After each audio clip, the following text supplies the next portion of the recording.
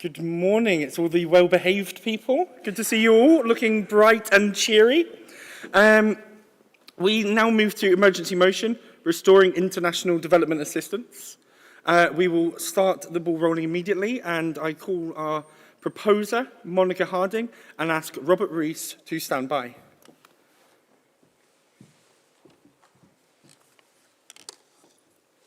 Good morning, Conference. Next Wednesday will mark the 10th anniversary of the Liberal Democrats signing into law a commitment for the UK to spend 0.7% of our GNI on international aid.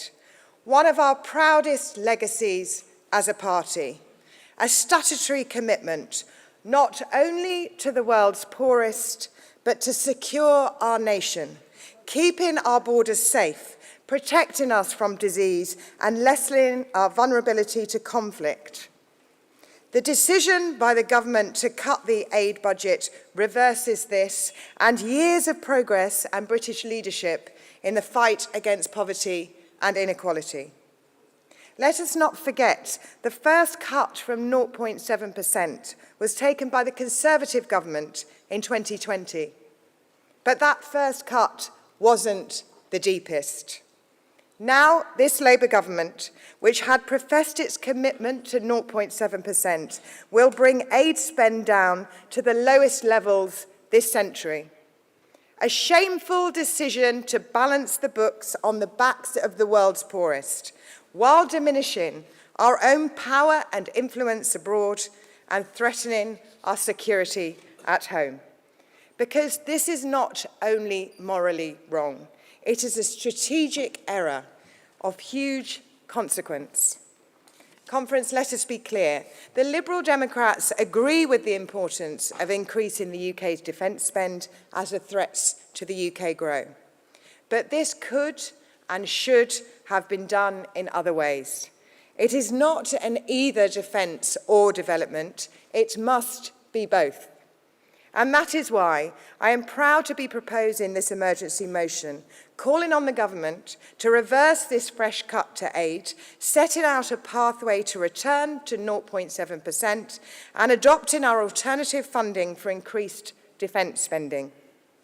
Cuts to the aid budget by the Conservatives have already led to the deaths of thousands of the world's most vulnerable people. Under Labour's cuts, more will die. The most shameful thing is that this was a political choice by Labour. The Liberal Democrats outlined a fairer way to reach 2.5% on defence by raising the digital services tax. This would have been fair. Instead, Labour chose to replicate the savage cuts of Donald Trump to USAID, where the UK could have stepped into the void to provide global leadership as befits our proud tradition in development. This government decided to step away. As Sudan slips into famine in this deadliest year, when 120 armed conflicts rage across our globe, as the effects of climate change contribute to malnutrition and misery for millions, the UK steps away. We were promised a reset on the world stage, not a retreat, or to leave a vacuum into which Chinese and Russian influence will flow, state actors who do not have our interests at heart. In Lebanon, when the BBC World Service cut their BBC Arabic transmission, Sputnik, Russian-based media moved into these very radio frequencies, spreading their disinformation. Slashing international aid to fund defence spending is also a false economy. By failing to prevent conflict abroad, we allow instability to fester and spread, ultimately threatening Britain. Cuts made to international aid today requires more defence spend tomorrow. US General and Secretary for Defence James Mattis put it bluntly, if you cut the foreign aid budget, you're going to have to buy me more bullets. Because development and defence are not competing priorities. They are complementary to keep us safe and secure. Conference, we are Liberal Democrats. We are internationalist. We believe in liberty, in democracy and equality. That is why we are the party of international development. We enshrined that 0.7% target in law, and we are the only party that will stand up for it and the world's poorest while ensuring that Britain retakes its place on the world stage. I wholeheartedly recommend this motion to conference.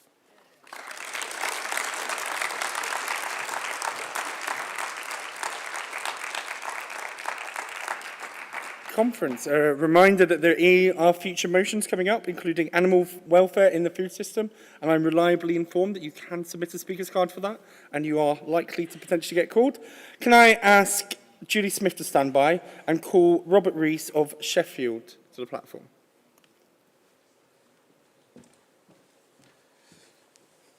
Thank you, Chair, and good morning, Conference. I'm speaking on, in particular, the lines of this motion relating to international security and what our international development aid budget and international development budget means for the security of our nation, but also the security of other liberal democracies around the world. I was encouraged to put in the speaker's card yesterday when I went to a fringe event by the Lib Dem Friends of Hong Kong, and in particular on the UN resolution about the existence of Taiwan and the way that China is using its influence in the UN, increasing influence in the UN, to subvert the liberal democracies of the Taiwanese and put the rest of the liberal democracies within the Southeast Asian area at risk. And what does this have to do with international development money? Well, when we take a step back from the global stage, when we look at the world and we say, no, we don't want anything to do with that, what we leave is a vacuum for countries like China, Russia and other authoritarian regimes to take a step in and work against our interests of a free, fair and open society where everyone can have a say in their future. When we turn around and say, we don't want any more, of course, they want to get the money from elsewhere. They want to see their country develop, and we are handing them over to countries who want to fight against us. And what this is in reality is those countries are then find themselves in the pocket of authoritarian regimes who can command them in the UN or suggest to them that they should act against our interests, but also their own interests in growing in their abilities to have a say over their own future. So when we take a step back on international development, when we take a step back from the world that needs to see progress, what we are doing is we are opening the gates for those who wish to act against us. Because the money we spend on defence now can be prevented in future by spending it on international development and supporting liberal democracies worldwide. Thank you. Thank you very much. Can I ask Sam Al-Hamdani to stand by and call Julie Smith, our Lord's Defence spokesperson for Defence. Thank you. Thank you. Good morning, Conference, or at least those members of Conference who either didn't attend the Glee Club or didn't overindulge. I can see quite a few empty seats, despite the significance of this debate. And I'm so grateful to Monica Harding for moving the motion so brilliantly this morning, because development aid really matters. I've been in the House of Lords for just over 10 years. And one of the things I remember is voting on the private member's bill brought by my friend and colleague Jeremy Purvis in the Lords to enshrine that 0.7% into law. We were shocked when the Conservatives cut international aid, but maybe we weren't surprised, because if you'd looked at the newspaper headlines in the months and years before the Conservatives cut international aid, it was very clear that some of the press thought that aid was unnecessary. Why should you spend money abroad when you could spend it at home? Went the populist narrative. And so the Conservatives cut aid. But even some Conservatives realised that that was a mistake, because aid isn't just something that we do to feel good about ourselves. We may do it because we think it's the morally right thing to do, and I think that it is. 0.7% should be a minimum that we're spending to help the poorest communities in the world. But there is a wider reason for supporting development aid, and a reason why I, as the defence spokesperson, support development aid and say it needs to be restored as soon as possible. And that is because if we leave the most vulnerable societies, what do? We allow two things to happen. We allow insurrection at home, but in those countries, but we also allow, as we've heard in the last speech, Russia and China to move in. They're not going to impose conditionality. They are going to say, we are here, we'll give you additional resources. They don't create stability, they create instability. They make the world less secure. So overall, we will be spending more on defence if we're not spending on development. So I'm very committed to us increasing defence, but we need to restore development aid as soon as possible. Conference, please support this motion. It's vital that we do this. We need to stand up as a party and remind the Labour government they shouldn't be following the Conservatives or the populist press. They should be doing the right thing, and they should be doing it right now. Thank you very much. Thank you. Can I ask Martin Horwood to stand by? And I call Sam Al-Hamdani from Oldham. Thank you. Thank you, Conference. I'm going to speak to you a little bit from a place of the international development community. I've spent a lot of the last 10 years working for the International Labour Organization, working for the World Health Organization, and as recently as December, I was working on the programme and budget for the World Health Organization for the next 2 years, and that is a budget that lies in tatters. I wish I hadn't spent my time working on it, because frankly, after what America did, it was all wasted time. And what this is instability. And it's the instability which is desperately undermining the work that is going on. In low-income countries, and I will talk about healthcare because this is the area that I know best, the amount of money being spent per capita over the last 15 years has been lurching between $10 per head and $15 a head, and then going back down again. Now, there's no way that you can plan a system of healthcare, a system to support healthcare, when you don't know if your budget is going to be 50% more than it was last year or 50% less than it was last year. And if you cut that healthcare, then this is not something that can just be restored a little bit later, because people are dead. And from what the US did with the aid budgets that it's cut this year, so 20 years worth of improvements in malaria outcomes are gone. There are expected to be 3 million extra HIV-related deaths, not cases, deaths, as a result of that funding cut. And that can't come back the year after. We can't get the funding back in a couple of years. That's lives gone. And that's from the instability that all countries have been creating, because assessed contributions to the incomes of these organisations have been falling year on year. People are going, oh, I just want this piecemeal bit of the international aid programme, but not this bit. Well, that's not how it works. If you lose the stability, if you lose the overall programmes, then nothing works. The whole system falls. And I'm glad you talked about a moral imperative and us standing up on the stage as a country which is prepared to say that this system needs to be protected, because we can't pick and choose. If we lose some of this, then all of it falls. And from the international aid community, if we are not putting this money in, we will all fall. And this is from a government that says it is protecting the most vulnerable in our society, which it is desperately failing to do. And this is doing the same thing on the international stage, where it is taking the most desperate people in the world, in countries which are providing the highest number of asylum seekers in the world, and it is failing them. That's the Labour government failing everyone. Thank you. Thank you. Can I ask Malcolm Bruce to stand by, and I call Martin Horwood of Cheltenham to the platform.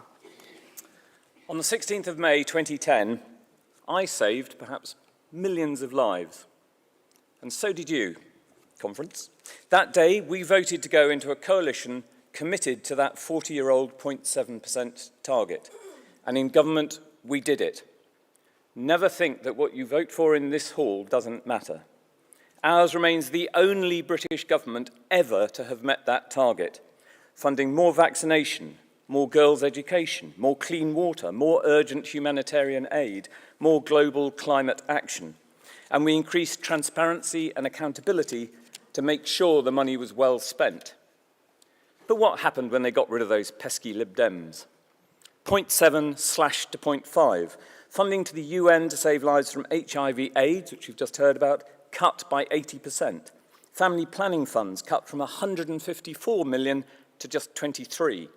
To quote one Tory minister, an unconscionable broken promise. But let's be honest, it's kind of what you'd expect from Boris, but not from a Labour government, now promising to cut even deeper, even harder, even faster, against their manifesto and Keir Starmer's promise made to the UN General Assembly just 6 months ago. Cuts that will hurt the most damaged places in the world, like Ukraine, Sudan, Gaza and Syria.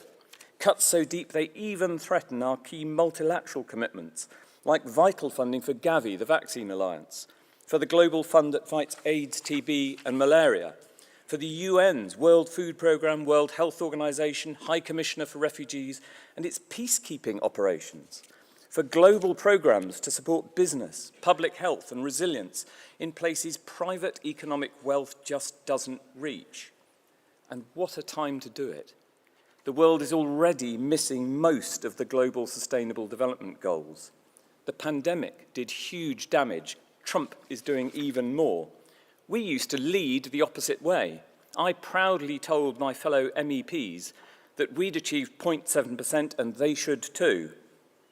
And as Monica and Julie said, and as Starmer told the UN, it's because it's right, absolutely, but also because it's plainly in our own interest. If we let disease and conflict and extreme poverty get worse, if we only tackle climate change in one country, if we let public health systems, peacekeeping and investment fail over there, do we really imagine that will never affect us over here? And Robert's right, where we withdraw, others are waiting. China's model is more reminiscent of the colonial East India Company, commercial, untransparent, careless of human rights, and with many, many strings. In an interconnected but ever more dangerous and contested world, we need to be strategic. In defence, yes, but also in soft power, through which we win friends, prevent pandemics, reduce conflict, and the poverty that often drives it. As liberals and internationalists, we've always understood we are, in the end, one world. Conference, as Gladstone asked, recognise the sisterhood and equality of nations, the absolute equality of public right among them. Can you please support the motion?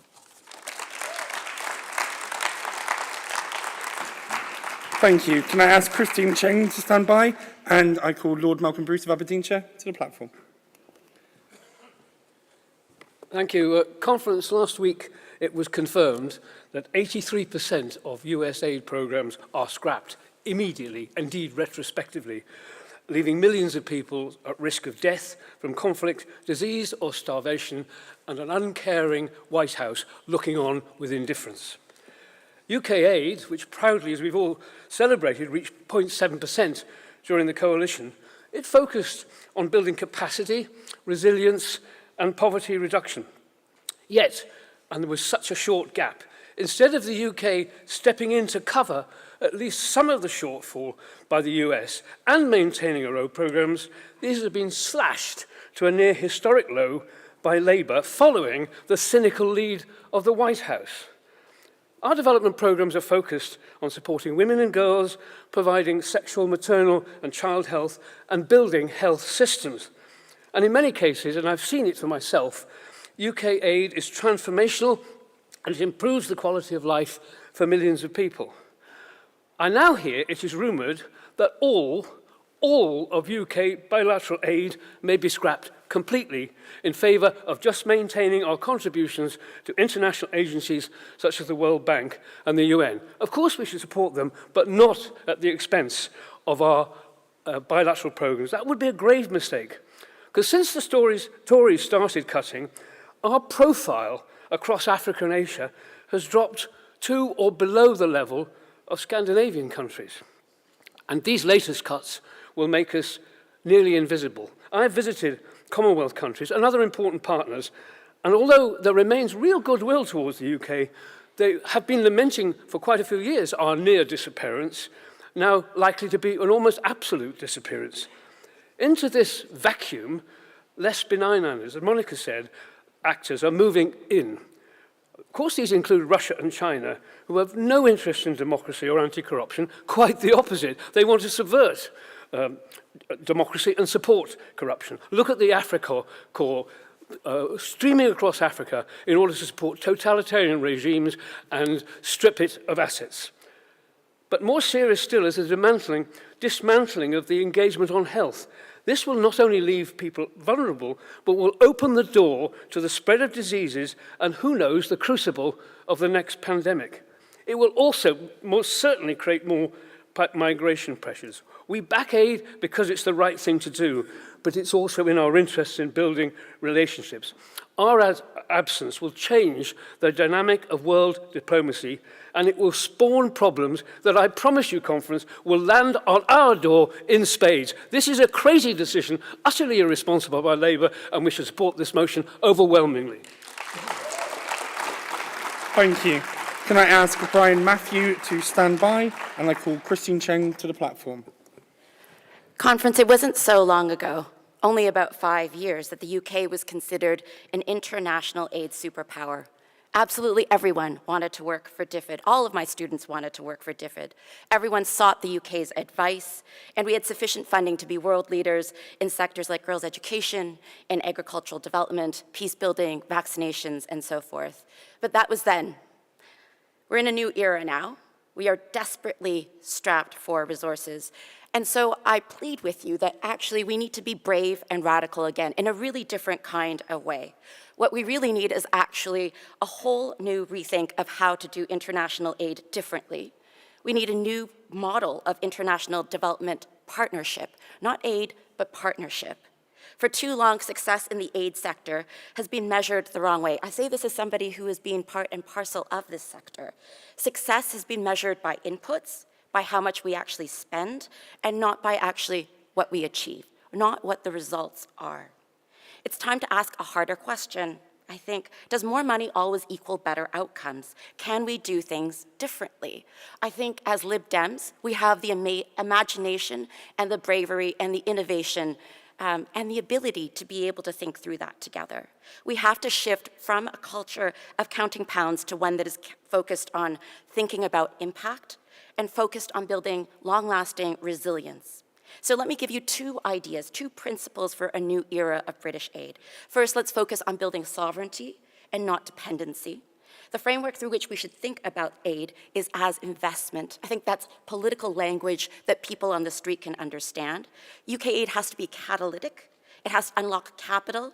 It has to help scale sustainable industries that we care about as Lib Dems. And it has to build local economies. These are all things that really resonate with us as Liberals. We should also use our aid to de-risk private investment in clean energy, in water, and public health infrastructure. These are really easy wins. And we should create a UK development assistance investment bank in order to assure returns for countries that we support and for UK taxpayers. And second, let's turn this into a framework of partnership where we actually care about the people who are at the center of aid. Let's see what they think so that they can be part and parcel of the decision-making about what kind of development they receive. We do not currently do this right now. Please support this motion with your full hearts. In no uncertain terms, funding has been cut to really terrible levels. We've heard about all of the damage that has been done, but we can also do aid better by measuring outcomes and not inputs so that the people we care about, the people who we want to serve on the other side of these oceans can actually receive real outcomes that matter to them, that change their lives. I think we can do this differently, and I think we as a party are in a perfect place to think through all of these problems in a different way. Please support this motion. Thank you. Can I ask Richard Ford to stand by? And I call Brian Matthew to the platform. Conference. The cuts to aid in this country are not happening in isolation. They're the result of lazy thinking, especially if we want people to stay and prosper where they are and not come here as asylum seekers. And they follow on directly from Trump's irresponsible destruction of USAID. The implications are massive. Last week, me and my colleagues on the International Development Committee heard from the World Health Organization in Geneva how the cliff edge end of USAID has made things less safe. Just over a month ago, there was an outbreak of Marburg virus in Tanzania. Last week, there was a case of Lassa fever in London. Ebola is on the cusp of making a comeback. Without early warning, provision to identify, target these diseases before they take hold, we are all in peril. And that is what has happened. The staff that do this work have been withdrawn. Have we learned nothing from COVID? In addition, millions of Africans take antiretrovirals to keep their HIV under control. With the removal of US-funded meds, they will start to get sick. TB cases will increase and likely mutate and become drug-resistant and spread around the world, not just in Africa, but here in the UK, in Europe, and in the USA. This is not about another country of which we know little. It's about us. We need to urgently return to our 0.7 GNI spend and go further to secure the work of the World Health Organization. This is about both national and international security. The Labour government's latest idea to ape Conservatives' failed Rwanda policy and send asylum seekers instead to the Balkans, this will be cruel, expensive, and it won't work. The solution is to monitor people here and let them work at approved sites in this country while they are assessed, and let them pay their way. We know that around 60% will be allowed to stay as refugees, and the rest can be sent back to wherever they came from. Aid is something we in this country can be justly proud of, and our party doubly so by reaching 0.7 GNI during the coalition years. Friday night was the 40th anniversary of Red Nose Day. As Lenny Henry said on the very first broadcast in 1985, and again then, forget geography, these are your neighbours, this is your doorstep. Let's not forget that. Thank you. Thank you. Thank you. Can I ask Catherine Pinder to stand by? And I call Richard Ford to the platform. I defy you to find at this conference somebody who feels more strongly than I do that the UK needs to raise defence spending. I start from the premise that 2.5% of GDP is just the start, and that defence will require at least 3% of GDP, as this motion suggests. Yet the international development budget is not the place to find money for defence. I believe this both from a moral and from a pragmatic standpoint. Moral, because it cannot be right to seize bread from the hands of the hungriest in humanity. Pragmatic, by doing so we would abandon potential allies to the influence of authoritarian powers like Russia and China. The moral case. Liberal Democrats spent 0.7% on international development, as we've heard, enshrined in law from 2015. And in the following 3 years, we, the UK, immunised 75 million children, saving 1.4 million lives. In the following 5 years, UK aid extended family planning to 25 million women and girls, and much of that progress is now at risk. The announcement of the aid cut to 0.3% of national income came just days before Starmer's visit to Donald Trump. It felt like Starmer was casting around for something that might help Trump warm to the British government, besides the invitation to tea with the King. Labour is also second to reform in 89 parliamentary seats. That cannot be the basis of a moral policy choice. Now to the pragmatic case. When I was in Brussels recently with the Foreign Affairs Committee, an EU member country's ambassador to NATO asked me quite undiplomatically, what is happening to UK soft power? We need only see what happened to France when it withdrew 10 million euros from the Central African Republic for development assistance. Russia's Wagner Group exploited the vacuum and moved in. Given exchange rates, given Western purchasing power, our pounds and our euros have the potential to win easy allies in developing countries, and walking away from them with very little notice will do quite the opposite. The title of this excellent motion is Restoring International Development Assistance. Given that these changes to the development spending are not due to come into effect until 2027, it's not too late. And you can be assured that Lib Dem MPs and our peers will be pressing the government to do just that. Thank you. Thank you. Can I ask Laura Gordon to stand by to submit, and I call Catherine Pindar to the platform. Thank you. Good morning, conference. I am so glad to find this motion because I had already moved or tried to move an amendment and an emergency motion suggestions, drawing on colleagues from across the country, from the Social Liberal Forum, and from my own county, my own constituency of Cumberland. And it shows that while we may be few here, that throughout our country, Liberal Democrats care about this subject. And I particularly wanted to mention what I have seen and read about particular countries. You know, in Ethiopia, 16 million Ethiopians relied on donated grain in 24. Half its children were malnourished.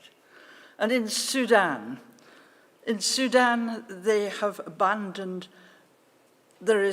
it's the site of the world's worst humanitarian crisis, but thousands of women may die in pregnancy or in childbirth because there are no longer going to be the facilities to go to clinics and to help and to be given the drugs you need. And in Sudan, there's an abandonment of crucial drugs. Actually, thousands will die as a result. And across Africa, hundreds of thousands of children who are reliant on food aid will not be able to have the school meals they've relied on. But yet there is food rotting in warehouses that cannot be opened. And so in Ethiopia, in Sudan, across Africa, there is suffering. And the food is rotting in warehouses. The medical supplies are not getting out. They are stuck in containers and will not be spread about. And all this, for what? We Liberal Democrats know that whatever we need to spend on arms, as our defence spokesman says, whatever we spend on arms, we cannot abandon the poorest people in the world by continuing this cut that Keir Starmer has said that must not be allowed to continue. We must get the percentage of food, of humanitarian aid, we must get it back, not only to 5%, but to 7%, as Liberal Democrats all over the country, I know, are wanting to happen. Thank you very much. Thank you. And my apologies to the 11 speakers who I could not call. It is quite unprecedented at this time in the morning on a Sunday to have 11 speakers we can't call, but thank you. Thank you, Chair, and thank you, Conference, and thank you to all of the speakers for giving me such an easy job in summating this motion by saying such useful and interesting things. Monica kicked us off by pointing out, and I think it's important to emphasise that this is an area of British leadership, but it's also an area of Liberal Democrat leadership, a point also made by Martin Horwood, our former MP for Cheltenham. This is an area where we as a party have always led and we've always been strong, and we must continue to do so today by opposing the Labour government's retreat and standing up for the need to reset aid. Rob spoke powerfully to the role of Russia and China, and especially the role of China in stepping in where we leave a vacuum, noting the security risks that we open ourselves up to when we step away. Julie Smith spoke about that this isn't just the right thing to do.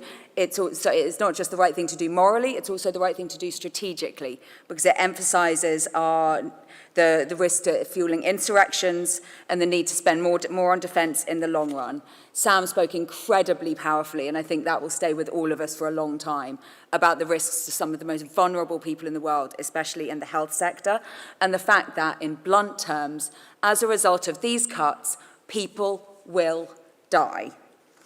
There will also be an impact on asylum. There's also an impact on our multilateral commitments, legal commitments that we have made, leaving almost nothing for discretionary assistance in the UK's interests and in the interests of the poorest and most vulnerable people in the world.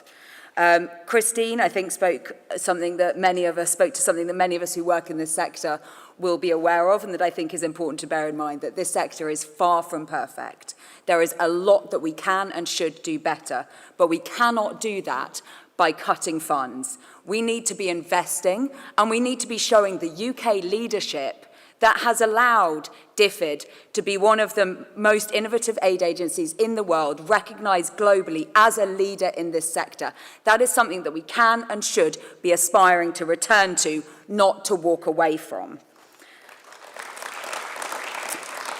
I think Brian also spoke, importantly about the impact on health, where I think, again, something that will stay with us for some time, some of the really quite scary diseases that are out there and that we need to be responding to urgently so that they don't come here. And if you don't know what Marburg fever or Lassa fever is, can I just suggest that you do not Google it?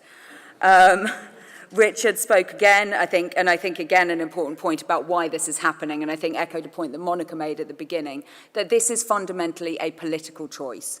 Labour are chasing reform voters, and they are allowing that to lead their strategic decisions, and that is wrong. We have set out a fairer way to do this by raising the digital services tax. We all know that we need to increase defence spending. Everybody said it in the speakers, and we all know it. We see it in the news every day, why we need to increase defence spending to support our allies in Ukraine and keep ourselves safe. But this is not the way to do it. and there is a fairer way to do it that the Liberal Democrats have set out. This motion calls for a cross-party agreement on how to fund this in the long run, instead of Labour trying to balance the books of the poorest people in the world. And finally, I'd like to speak to Catherine's final points, speaking about some of the most vulnerable children who will be affected and the impacts of sudden cuts. That sudden cuts are worse than just regular cuts. Regular cuts are bad enough. Doing it suddenly means that you have an outsized impact on humanitarian assistance, because that's on annualised budget cycles, and we are literally seeing aid programmes shutting their doors in the middle of planned out programmes and walking away. That is the worst way to do it. The UK should be stepping in to cover some of those vital gaps. We should not be walking away. Conference, thank you all for being here, and please support the motion. Thank you. We now move to the voting portion. The online voting is now open. It is a simple one vote. So can I see those who are in favour of the motion? Thank you. And those who are opposed?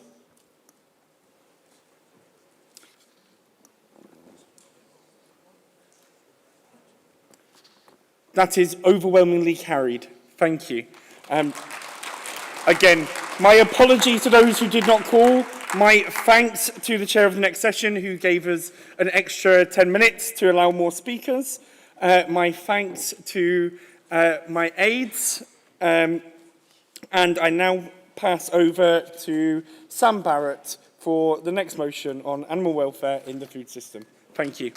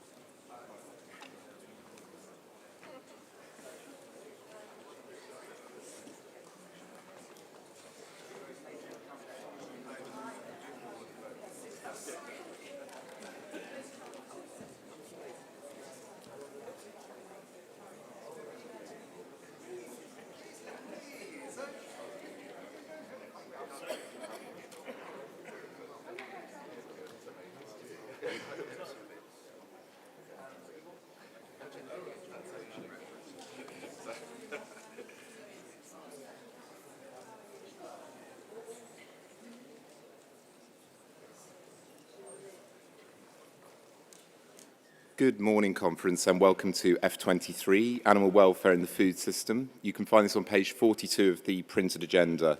The FCC has taken 2 amendments which will be moved in this debate, and they can be found on page 4 of Conference Daily. I'm going to ask Baroness Grenda to stand by, and can I call Tim Farron MP, our spokesperson for Environment, Food and Rural Affairs, to propose the motion. Now then, good morning. animal welfare in the food system, deeply tempted to start off by talking about cheese and pork markets, but decided against that. How we treat animals is, however, an indicator of whether or not we can even call our culture civilised or humane. Animals are sentient, but they don't have agency, although I can neither confirm nor deny that the size of our majority in Westmoreland is partly down to the extension of the franchise to certain woolly residents. But animals don't get to decide how humane we are. That's for us to choose. The last Conservative government chose to neglect them. The RSPCA counted 15 broken Conservative promises on animal welfare. They scrapped animal welfare legislation, botched our trading relationship with Europe, failed our rural communities and British farmers. The Kept Animals Bill, which was in their manifesto, would have provided protection for animals from primates to puppies. The Tories let it sit in limbo for 550 days before finally scrapping it all together. The Tories talked about how British farmed animal welfare standards were the best in the world, and they were right without ever understanding why that is so. The fact is that because of the family farm model in Britain, close animal husbandry creates an inbuilt forensic welfare protection, and yet the Tories rushed into trade deals with countries with lower standards and a different model which damaged our farmers and undermined animal welfare. They oversaw the crises in abattoirs and the food supply chain because of their witless Brexit deal. Staff shortages meant farmers were forced into the heart-wrenching mass cullings of hundreds of thousands of healthy animals. So the livestock of Westmoreland tell me of their relief at the ejection of the Conservatives, but they're already feeling fleeced by Labour.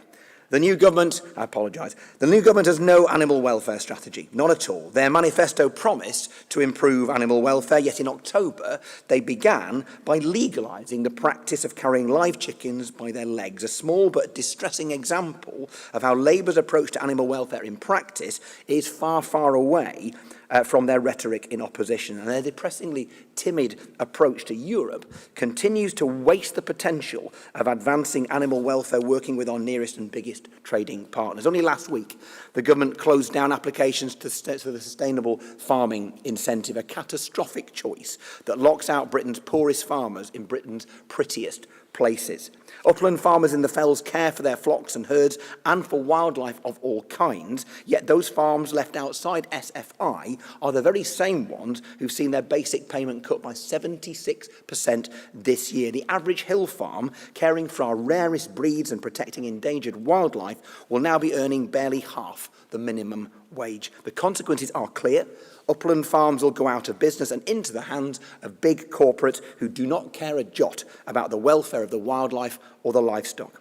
Liberal Democrats are determined to be a different kind of creature. We can point to the things we've already got done in coalition government, like saving the National Wildlife Crime Unit and ending the practice of housing chickens in battery cages. And we can also point to the things that we are determined to do. And this motion is our chance to update and improve our animal welfare policy. We will introduce a comprehensive new animal health and welfare bill to provide an all-encompassing national strategy to secure Britain's place as a world leader on animal welfare.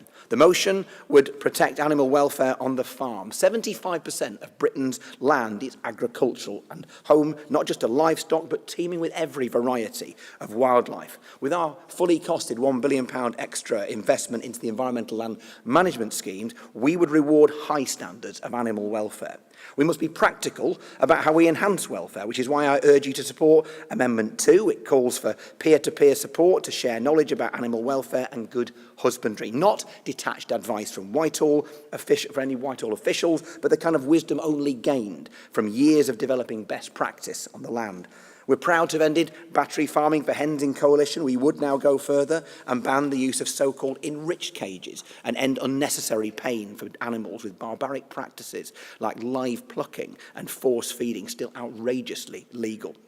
The wider public sector must also play their part, which is why I also strongly support Amendment 1. At least 50% of food supplied to the public sector should be produced by British farmers and meet higher animal welfare and environmental standards. By doing this, we stand in solidarity with our farmers and we give a tangible boost to animal welfare. We'd increase consumer power to buy ethically by building on the success of the egg labelling scheme to give consumers the information they need to choose products with the best welfare standards. But we will never make true progress on tackling cruelty to animals while our government maintains condemns its insipid approach to Europe.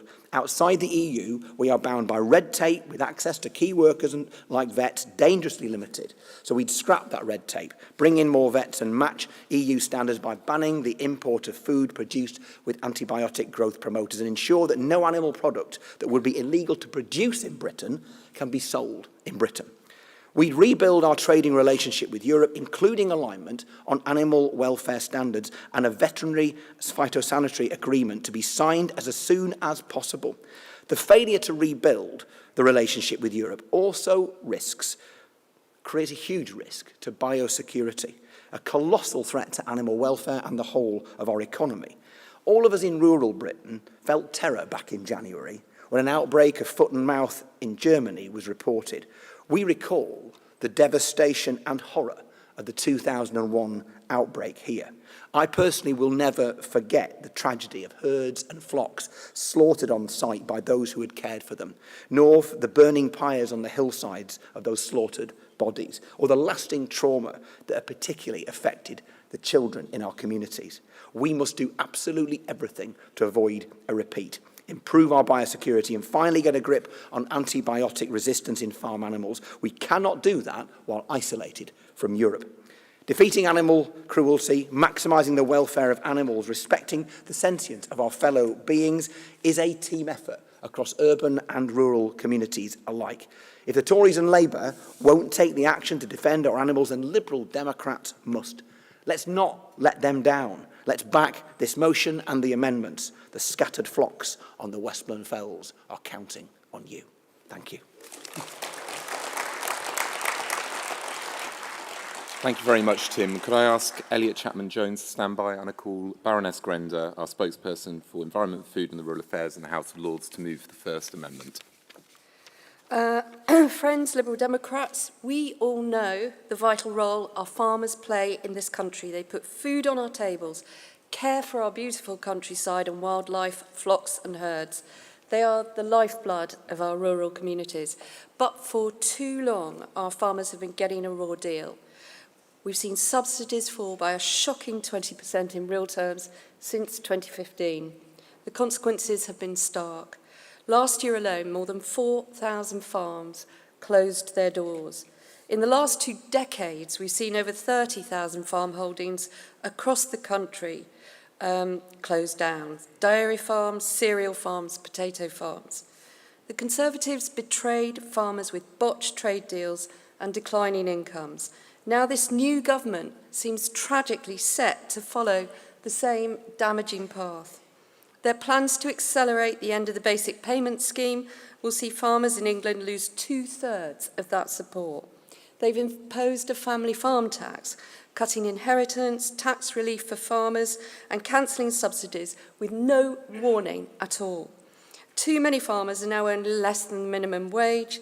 These farmers need support now more than ever to continue to uphold high standards of animal welfare. Labour promised to support British farmers, didn't they? Before the election, they pledged that half the food supplied to our public sector, our hospitals, our schools, our armed forces, would be from British farmers or certified to higher animal welfare and environmental standards.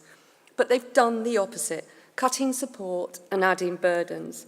That's why we in the Liberal Democrats say, firstly, scrap the disastrous family farm tax before it's too late. And we need to hold this government to account on their promises to support British food. A report to Parliament on the level of high welfare food being supplied to the public sector, along with proper monitoring of government buying standards for food and catering, will give that urgent support. Think about it. The public sector spends around £5 billion a year on food and drink. What a massive opportunity to support our farmers, promote high animal welfare, and champion sustainable food. We pledged in our manifesto an extra £1 billion a year to support profitable, sustainable and nature-friendly farming across the UK. Supporting our farmers is not just about the farm gate. It's about food security, our environment and the future of our rural communities and neighbourhoods. Support this motion and amendments and fight back for farmers. for higher standards for food and for higher standards of animal welfare in the future. Thank you. Thank you, Ollie. Could I ask Dr. Ruby Ziegler to stand by and I call Elliot Chapman-Jones to move the second amendment? Good morning, Conference. I'm here to speak in favour of the motion and to propose Amendment 2, which seeks to strengthen the motion by improving support to farmers to ensure animal welfare has a higher standards of welfare. Just last month, I took my 2-year-old son, Rory, to the Rare Breed Centre in Kent. The UK has some incredible wildlife, it has some incredible rare breeds and incredible animals across our farmed landscape. I learnt there, in fact, that there are almost as many different breeds of UK sheep as there are Liberal Democrat MPs. Perhaps just as difficult to herd as well. But it will come as no surprise to you that farmers are facing an exceptionally challenging circumstances. I'm incredibly proud that our party has supported the transition into paying farmers to deliver environmental goods on their land. It was perhaps one of the only benefits of Brexit. But in the course of delivering this transition, the Conservatives have led farmers into the dark, and the Labour government have now given them a cliff edge by withdrawing the Sustainable Farming Scheme supports. As farmers come under greater strain from the impacts of climate change and flooding, from higher input costs, from the damaging trade deals that with other countries who have worse animal welfare standards than our own, it's absolutely necessary that we support farmers with local, trusted advice, with the people that they rely on in their local communities. I've often heard our DEFRA spokesperson, Tim Farron, rightly say that one of the reasons that we in this country have some of the highest animal welfare standards in our farmed environment is because of the tradition of close family farming. Already, there is world-leading expertise within the British farming community for animal welfare, but nowhere near enough support, financial support, to make their knowledge, skills, and experience matter. My amendment therefore calls for a reward for farmers for peer-to-peer learning about animal welfare. It would help ensure that farmers are making the best decisions for their businesses, for their local communities, for nature, and for animals. DEFRA currently provides a small pot of money through their facilitation fund to support peer-to-peer learning. But it's too rigid, it's too complicated. There must be more support more readily available. The independent review into labour shortages in the food supply chain also highlighted that apprenticeships are really critical for developing skills in the agriculture sector. But the number of people starting apprenticeships has fallen by over 170,000 in the last decade. In our manifesto, we called for the broken apprenticeship levy to be replaced with a broader and more flexible skills and training levy for the government to boost the uptake of apprenticeships. My amendment helps to guarantee this. It will make sure that the growth and skills levy takes into account the importance of agricultural skills and supports the next generation with expertise in the animal welfare sector. My amendment seeks to broaden our pledges on animal welfare, take into account skills and advice, and put power in the hands of those who have bred, reared, and fed animals in the toughest conditions to the highest of standards. When I was thinking about what to say today, I looked back on some of the Liberal Democrats' previous animal welfare policy motions. And the then Environment spokesperson, Norman Baker, said in 2003, when he was passing the animal welfare policy, once again, the Liberal Democrats are way ahead of the government on this issue. Conference, I urge you to back the motion and support Amendments 1 and 2 and keep the Liberal Democrats way ahead of the government on this issue. Thank you, Elliot. Could I ask Sonia Black to stand by and I call Dr. Ruby Ziegler from Oxford East? Hi, good morning, Conference. I must admit that I'm conflicted about this motion. It does many good things, some of them have already been highlighted, but what it doesn't do is make the moral and environmental case for moving towards a more plant-based diet, and I'm somewhat disappointed that an amendment that we made to this effect wasn't selected for debate. And the motion really starts incredibly well. The first lines of the motions are that animals are sentient beings with the capacity to feel pain and suffering, and that they have a right to live in as decent and humane conditions as possible. This is an important recognition, but it has normative significance. If we acknowledge that non-human animals are like human animals, sentient beings, then it follows that we should move towards a more plant-based diet that doesn't just reserve or preserve their livelihood, it doesn't just rather reduce their suffering, but preserves their livelihood.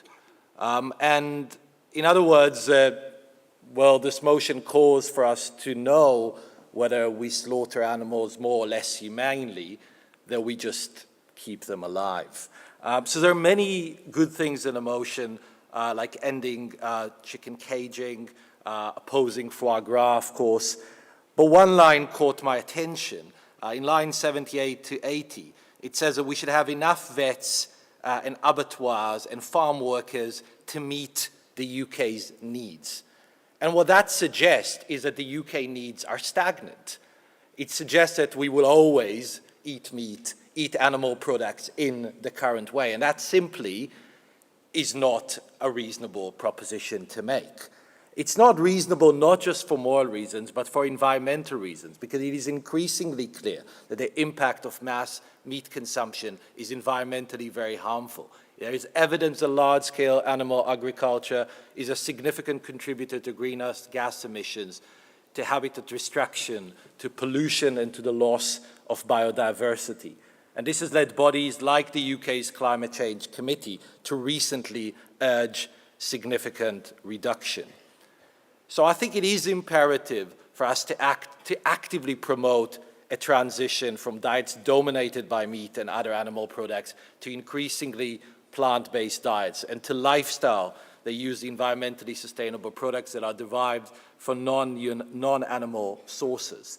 And that will conserve natural resources. It will free up fertile land for increased production of plant-based food and products. It would increase access to healthier food options. It would enforce animal welfare legislation, and it will reduce animal cruelty. In fact, this is something that Oxfordshire County Council, with Lib Dem support, has done in 2022 when it decided to only serve plant-based foods at its meetings. So ladies and gentlemen, like the transition to greener energy, this should of course happen, taking into account the effects that that has on stakeholders, in this case, obviously farmers.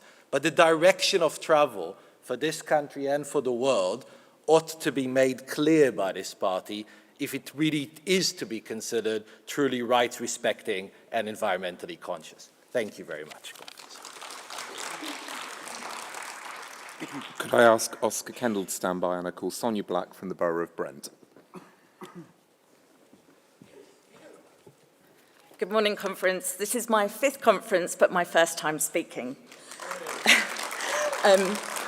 I feel it's particularly important to highlight animal welfare standards and high environmental standards. And coincidentally, I did some similar research to my previous speaker, although I've never met him before. So I haven't eaten meat in 20 years, but I do really enjoy cheese. So I really care about animal welfare standards, and I really feel it's very important. Over the last 20 years, factory farming has intensified and the impact on the environment has increased. A Climate Change Committee carbon budget released in February highlights a critical issue. Our current food system is a significant driver of climate change.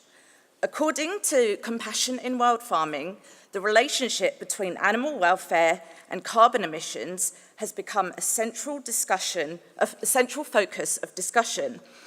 This is particularly important with the intensive farming of chickens. A paper by Compassion in Wild Farming says that chickens are not given enough light or space, and some of them are bred in dark, cramped conditions, and they're just force-fed, and they can't even stand because they're forced to gain weight too quickly. This is absolutely awful, so moving to higher welfare standards is not only better for chickens, but also can have benefits such as decreasing greenhouse gas emissions involved in the production of chickens, of meat. So at COP28 in 2023, over 140 governments endorsed the UN One Health approach to environmental challenges. This framework stresses that the health of people, animals, and the environment are intertwined. For example, when animals are confined to very close, dark, tight spaces, it heightens the risk of infectious diseases and can spill to humans. The British Veterinary Association agrees that their profession has a responsibility to inform the public about animal welfare and its challenges.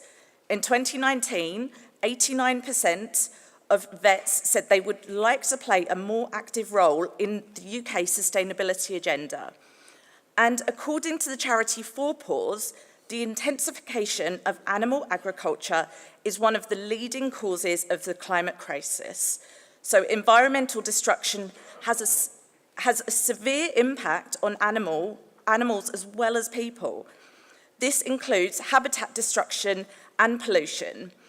So I argue that we need to end intensive factory farming and get back to traditional farming to help the environment and improve animal welfare. So please support the motion. Thank you. Thank you, Sonia. Could I ask Matt J. McLaren to stand by and I call Oscar Kendall from Richmond and Northallerton?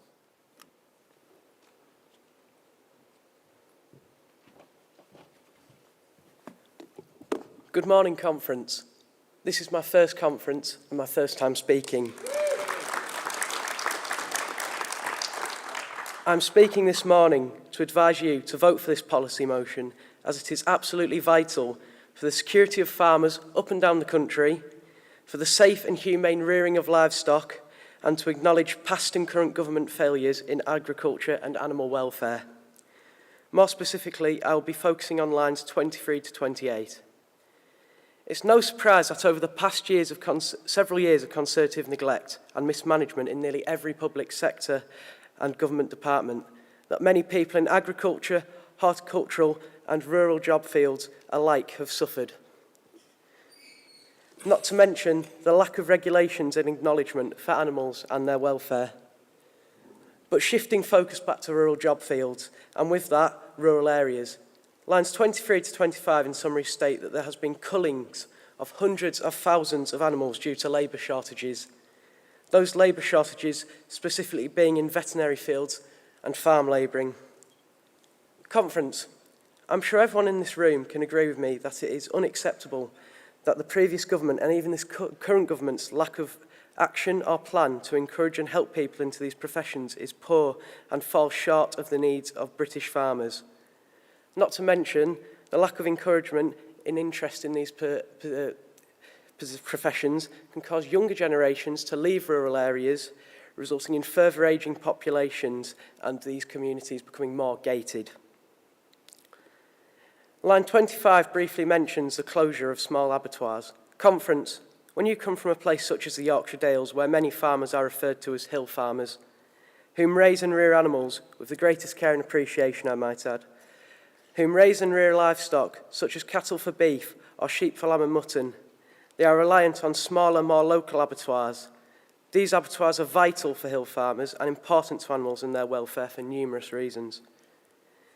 They offer fairer prices and prevent supermarkets from exploiting smaller farmers.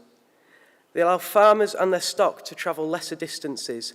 Long-distance travel can be stressful for stock and difficult for elderly farmers who have no one to depend on. They make sure that these carefully reared animals are dispatched in painless and humane manners, more so than a battery abattoir would, and with them being smaller and in a more enclosed, spacious environment, cause a lot less stress in an animal's final moments. And finally, conference, lines 26 to 28 reference the Conservatives' failures which burdened farmers. A poor Brexit deal and gross mismanagement of the economy damaged many sub-farmers, especially the loss of EU subsidies and grants. Many farmers felt that replacement payments from the Conservative government were lacklustre, and in 2023, when EU cap payments stopped and the previous government introduced an SFI, a Sustainable Soil Scheme, it is reported by The Guardian that these SFI payments equated to only 0.44% of the total funding plan for farmers, which was 2.6 billion in budget. Many farmers felt betrayed that the government's promise to keep payments at cap levels were broken and it put many smaller farmers in jeopardy while they could only wonder where the rest of the money went. As much as I'd love to, and could easily rattle on about the past government and current government's failures in rural job sectors and for our animal welfare, and they're failing in everything as a whole really, the general takeaway from me should be vote for this policy motion and put pressure on the Labour government to do better for our farmers, better for our animals, better for our rural communities. Thank you. Thank you, Ollie, and congratulations on your first conference speech. Could I ask Eleanor Rylance to stand by and I call Matt J. McLaren from Enfield Borough. Good morning. Looking back at the history of civilization, this civilization, our history, I often find myself wondering with respect to the horrors of the past, from the slave trade to the subjugation of and denial of voting rights to women. How could otherwise rational, moral, dare I say even liberal people have possibly thought it was in any way acceptable, let alone moral, to condone such practices? And this leads me to asking an altogether far too unsettling question. What moral crimes will future generations look back upon us as perpetrating? The very people in this room right now, as well as beyond. No doubt in equal incredulity and disbelief. That haunting question has indeed previously kept me up at night, and yet I am still yet to find anything close to a reassuring answer. What I do know is that at the very least, somewhere close to the top of that list will surely be factory farming. Make no mistake about it, non-human animals, since let's remember, howsoever refined we might like to think ourselves to be, we too are animals. Non-human animals, especially those we imprison in nothing short of torture camps when in factory farm conditions, share much of what we consider to be worthy of moral consideration. Let's take chickens, for example. They might seem somewhat dumb compared to we great apes, but they are social creatures, communicative, can solve problems, and can even exhibit empathy. And in any event, who said intelligence was required for moral consideration anyway? And yet, at any given moment, there are some 26 billion chickens on this planet, as many as all other birds combined. And of those which are laying hens, some 90% worldwide are in a permanent state of institutionalized, industrialized torture, in conditions so cramped that they effectively go insane. Thank goodness for the Lib Dems in government having banned battery cages. Meanwhile, pigs, which let's remember, from a biological and behavioral perspective, are basically just dogs, as intelligent, social, even playful as our canine best friends. Pigs are likewise overwhelmingly kept in beyond inhumane conditions. Even in this country, the vast majority of pigs are executed via CO2 gas, which is near universally acknowledged as being a horrifically painful way to die. Mother pigs are kept in crates, extremely tight metal straitjackets in which they are unable to move, let alone touch their babies. And the babies themselves are likewise kept in a barren area separated by metal bars and forcefully removed from their mother, or rather from their company, because they can't actually touch them, within 3 weeks. Just imagine if we treated dogs that way. So I applaud the proposals in this motion and urge all my fellow Democrats, Liberal Democrats, to support it for aiming to make real progress in this area. Just like the horrors of the past, the horrors of the present will not be remedied until people like us take a stand and force change. And this must surely include, speaking to some concerns I know that Liberal Reform have expressed, this must surely include, upon agreeing minimum welfare standards in this United Kingdom, making sure that they are upheld and not undermined in any current nor future trade deals. It is not protectionist to insist on moral standards, any more than it would be to refuse goods made using slave labour. Morality is morality after all. So, I hope we pass this motion today, and in so doing take what is merely the first step towards outright banning of factory farming, both here in the UK and across the world. Thank you.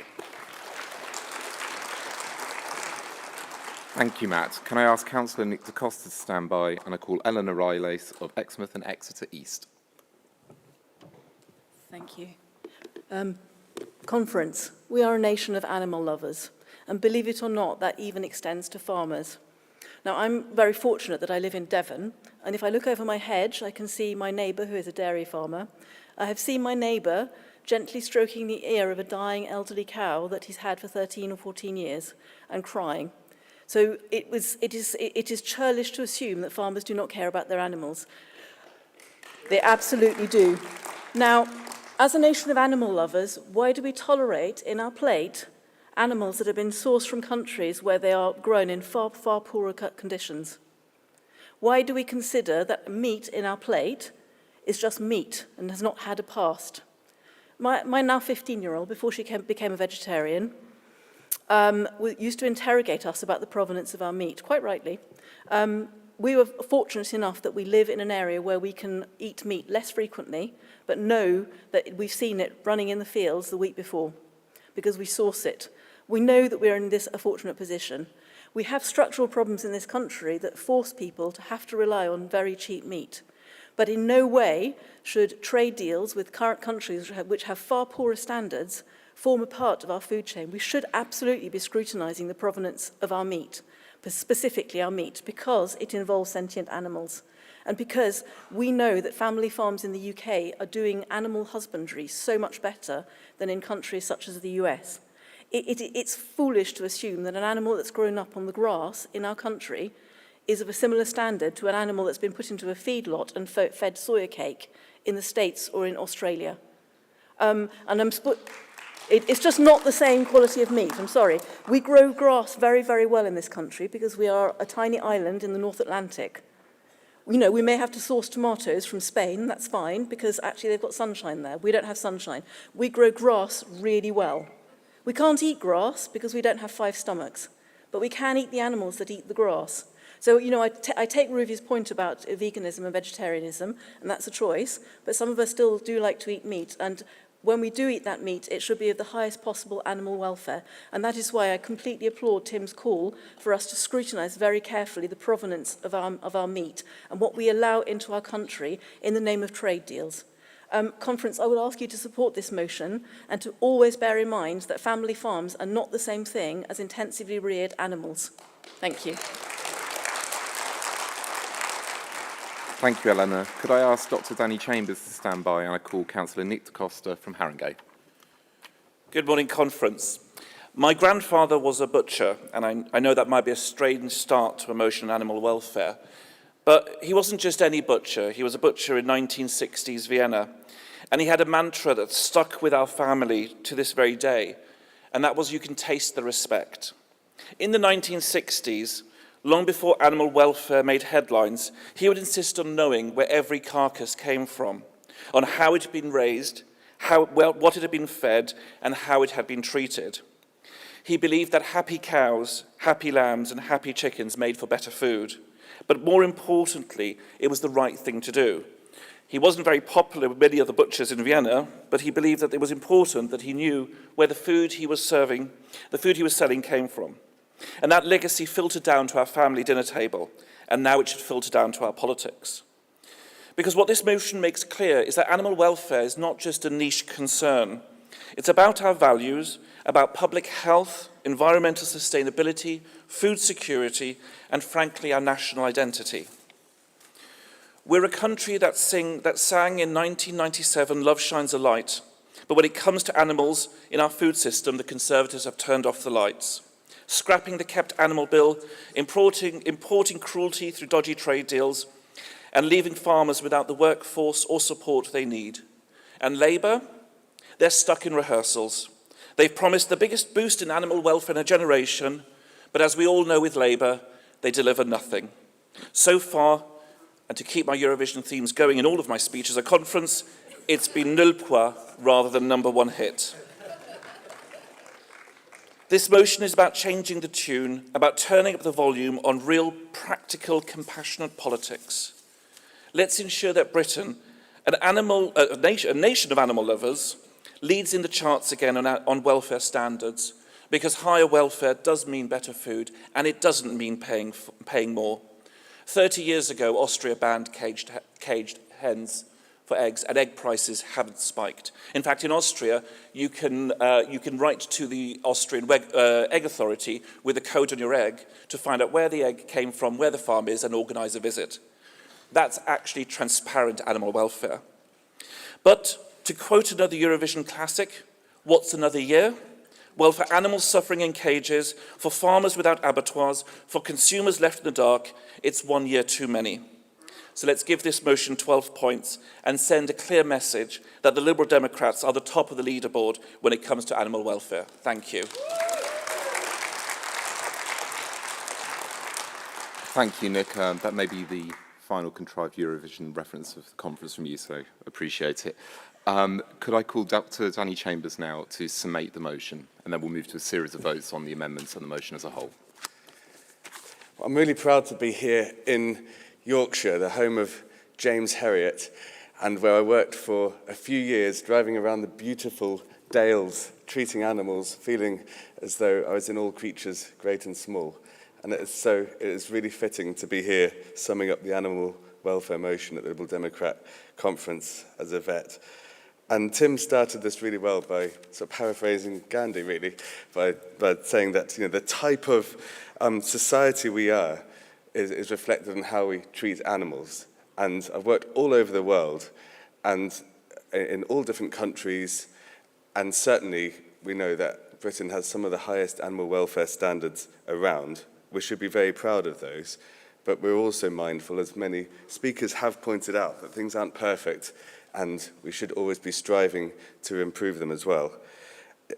We were frustrated, as Tim pointed out, when the Tories scrapped the Kept Animals Bill, which would have had a huge impact on farming, animal welfare in farming, the care of pets, and also on the way animals are imported, both legally and illegally, around the world, on zoos, on primates as pets as well. So this is something that we're now trying to address bit by bit, taking on these issues one by one and trying to get them over the line. And I'm really proud that as a new MP, I was lucky enough to get a private member's bill, which means that we will be able to stop the legal importation of dogs into the UK. Tens of thousands of dogs come to the UK every year, and they are not tested for things like rabies, Brucella canis, which can affect humans. It's a big public health problem, but it is also a huge animal welfare issue as well. And I'm very, very pleased to say that it's got government support. And so this will be one of the biggest pieces of legislation to affect pet welfare in the UK for many years. Thank you. Ollie Grender, pointed out that 50% of food supplied to the public sector should be sourced from British farmers and at higher animal welfare standards. That I completely support that. And Elliot Chapman-Jones was very eloquent talking about the support we need for farmers to improve animal welfare, but also his focus on apprenticeships and training in farming, hugely important, because this is a really exciting industry. It's a high-tech industry, and we need to ensure that our agricultural colleges and other training courses are available to ensure that young people see that as an exciting business to go into. And as someone who grew up on a sheep farm, I liked his comment, there's more sheep breeds than there are Liberal Democrat MPs, which is very true. My dad always used to say, sheep bring out the beast in a man. If anyone's ever worked with sheep, you'll understand what we mean by that. It was a very good point made by Dr. Ziegler, Matt J. McLaren and Sonia Brent. They touched on the impact of food production on climate change. That is hugely, hugely important.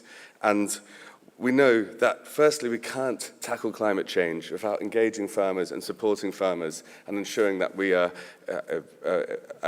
maintaining and improving environmental standards along with animal welfare standards as well. And their discussion on sort of intensive farming touched on the fact that it's not just physical needs of an animal that need to be met, but they also do have sort of emotional and behavioral needs. And if an animal doesn't have the freedom to express its natural behavior, it is also suffering, and that has to be at the core of our farming standards as well. But one of the biggest challenges we face as a society is how do we feed 8 billion people worldwide sustainably? And that is going to involve technology and also changing environmental farming practices throughout the whole world to make it sustainable. Oscar Kendall, your first speech at conference, that was very impressive, very eloquent, and a very good point about small abattoirs, very, very important. We always say that animals should be moved as the least amount of distance as possible. We always say on the hook rather than on the hoof, so they do not have to experience long travels.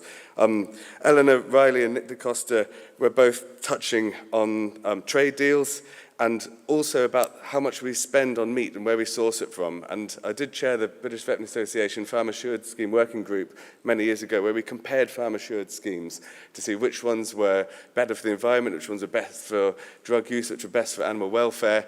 And there's a really good piece of work there where the end result was basically ensure that you do buy British and you buy from any farm assured scheme because it's higher than the minimum standard, and that's really important. So yeah, I grew up on a farm.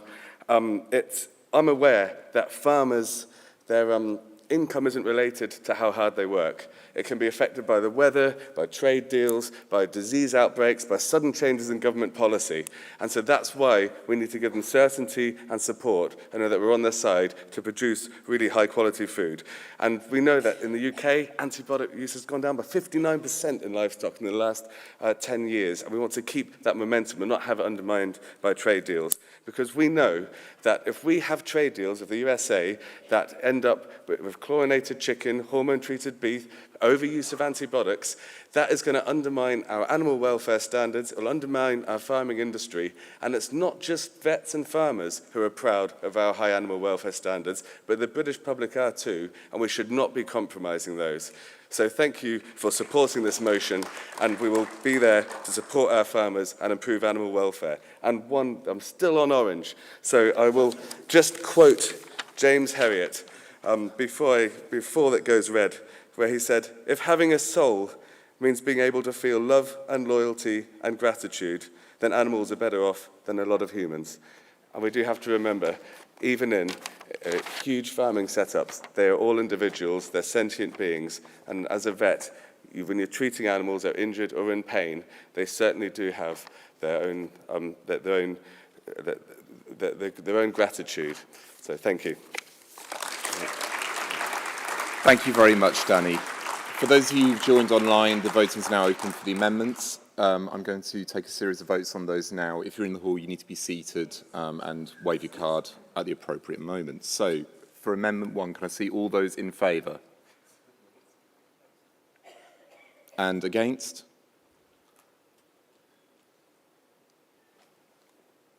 That's overwhelmingly passed. And on Amendment 2, can I see all those in favour? And against? That's overwhelmingly passed too. For those online, the voting is open for the motion as a whole. There's a few already, but can I see those in favour? And those against?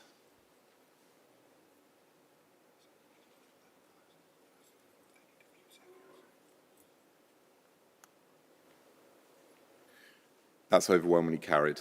Thank you very much, everybody. Can I thank my hall aide, Simon McGrath, and aide, Fraser Graham, who will be chairing the next session in a few moments.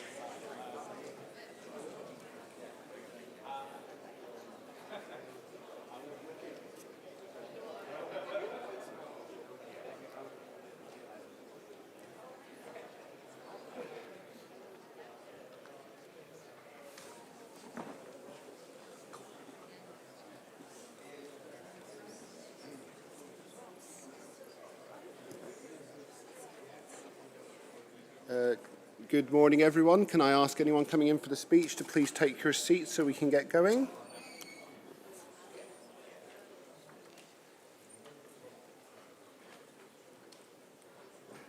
Good morning, conference, and welcome to F24, our penultimate speech of the conference. Our next speaker is a familiar face at our party conference, having served for several years as our chief steward, and can more often be seen at a desk in the auditorium than he is seen on the conference stage.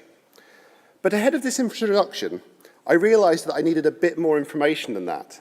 So I decided to ask Google, who is Mike Ross? Google's very helpful AI feature was more than happy to tell me that Mike Ross is a fictional character on the TV show Suits. It was at this point I realised that Google's AI feature is about as good as a mid-2010s Eurovision entry from the UK. And instead, I asked a fellow Scot, Wendy Chamberlain MP, our chief whip, who very confidently told me that Mike Ross is the future mayor of the combined authority of Hull and East Yorkshire. So, without further waffle from me, please welcome Mike Ross, the leader of Hull City Council and Lib Dem candidate for mayor of Hull and East Yorkshire.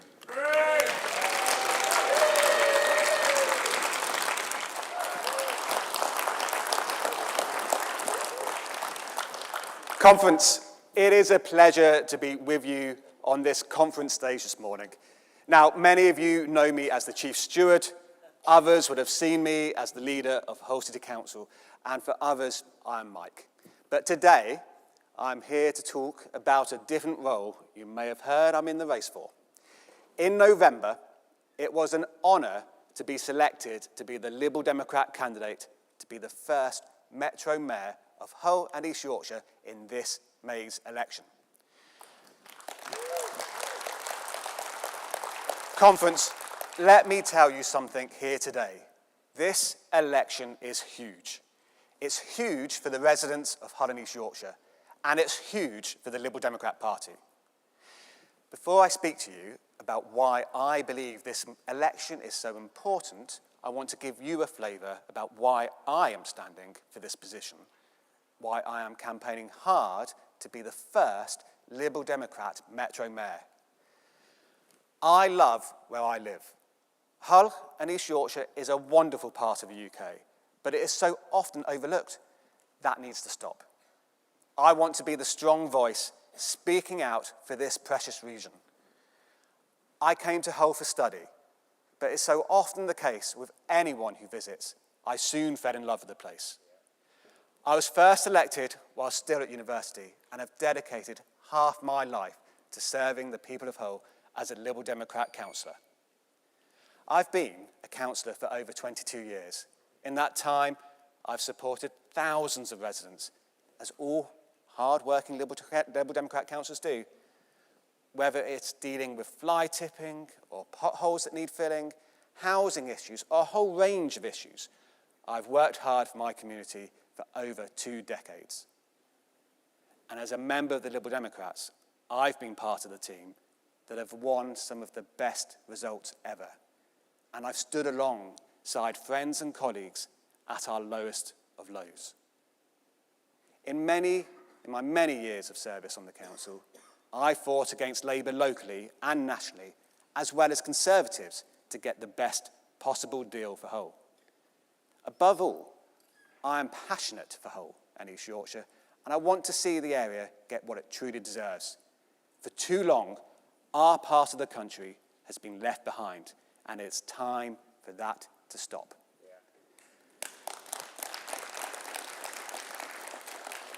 Now, Hull is my home and the region where I have made my life. But if I may, I want to take a moment just to thank some people who are truly special to me and without whom I wouldn't be able to do what I'm doing now. My family. I cannot thank my wife Shirley enough. Without her, I couldn't do this. And to my children, well, they keep me on my toes and motivated to get the best for the place I call home. East Yorkshire is my home, and it's where I've made a life for myself and my family. It's at the heart of my life, and I care deeply about it. Now, Hull has a rich culture and is a deeply welcoming place. Come and see for yourself, preferably before polling day. I'm calling that plug number 1. The Liberal Democrats have played their part in making our city a great place to live. It is what helped me dedicate so many years to the place and why I can now stand here with you as the leader of the City Council. We took control of the council in 2022, but this wasn't some overnight success. When sadly, so many local parties went backwards, we in Hull were having none of it. We fought back. While it took time, we managed to kick Labour out 3 years ago.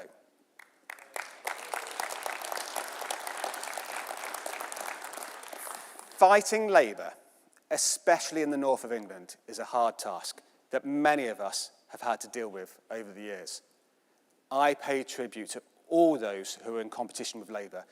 I know just how tough that can be. Winning this mayoral election against Labour would be a victory, not just for us locally in the region, but for all those areas facing Labour. Having taken control of the council, you can see the massive difference the Liberal Democrats are making across the city. Helps having some of my team down here today. Whether it is the Crime Prevention Fund to make our streets safer, a council cleaning the city one street at a time, or action on the cost of living crisis to protect those hit hardest by both Labour and the Conservatives, it is the Liberal Democrats standing up for local residents. And I know too that I'm increasingly playing a role as a regional leader. Just in the last fortnight, when 2 vessels struck each other off the East Yorkshire coast, I was out there calling for action. Of course, the geography of the mayoralty covers not just Hull, but the East Riding too. And this election has been fought right across the region, from Snaith to Spurn Point, from Beverley to Bridlington, and Wilberforce to Wivensey. And it's not just Hull where the Liberal Democrats are on the up. In the East Riding, led by the fantastic Dennis Healey, we have beaten Conservative after Conservative, and they too are standing up to this Labour government. The East Riding team has won a hat-trick of by-elections in recent years, seeing off both Conservatives and Labour. The team in the East Riding worked tirelessly. We went from just 8 seats in 2019 to 22 seats in 2023 on the back of hard yards put in by a team who work hard all year round and deliver for their residents. Winning the mayoral election would be significant for us in Hull and East Yorkshire. It would show that we can take on Labour and win. Now together, the Hull and East Riding Liberal Democrats are a force to be reckoned with. We can prove that on the 1st of May, but we need your help. That's plug number 2. It is clear now more than ever we need someone with the energy and experience to get Hull and East Yorkshire the fair deal we deserve, fighting hard for our region and standing up to this Labour government. This year's elections are the first big electoral test of this Labour government. A Labour government elected on a wave of optimism, promising to clean up the mess the Conservatives left after 14 years in power. But instead of cleaning the mess up, they're just adding to it. From the winter fuel payments cut, to PIP reforms, to the 2-child benefit betrayal, instead of standing up for the poorest and most vulnerable in our society, Labour are throwing them to the wolves.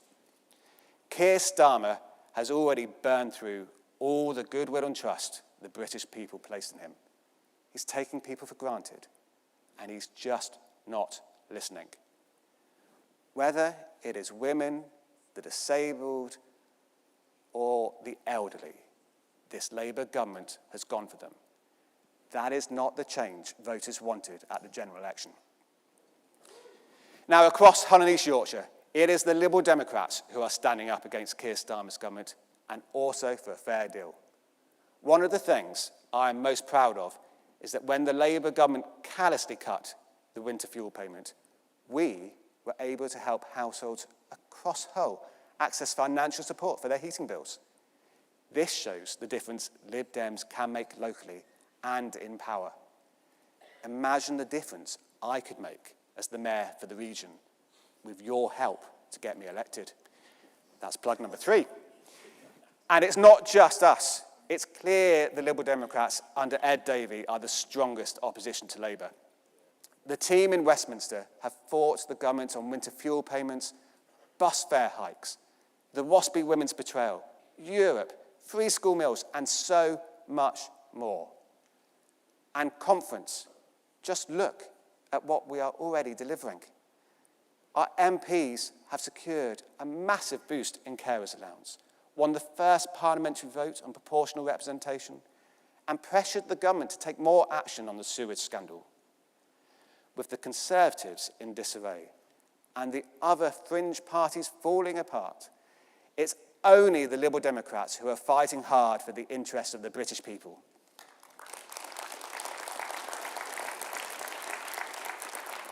Now, there is another party that likes to claim it is standing up for the British people. Reform. Let's not pretend Nigel Farage's party care about the people of Hull and East Riding.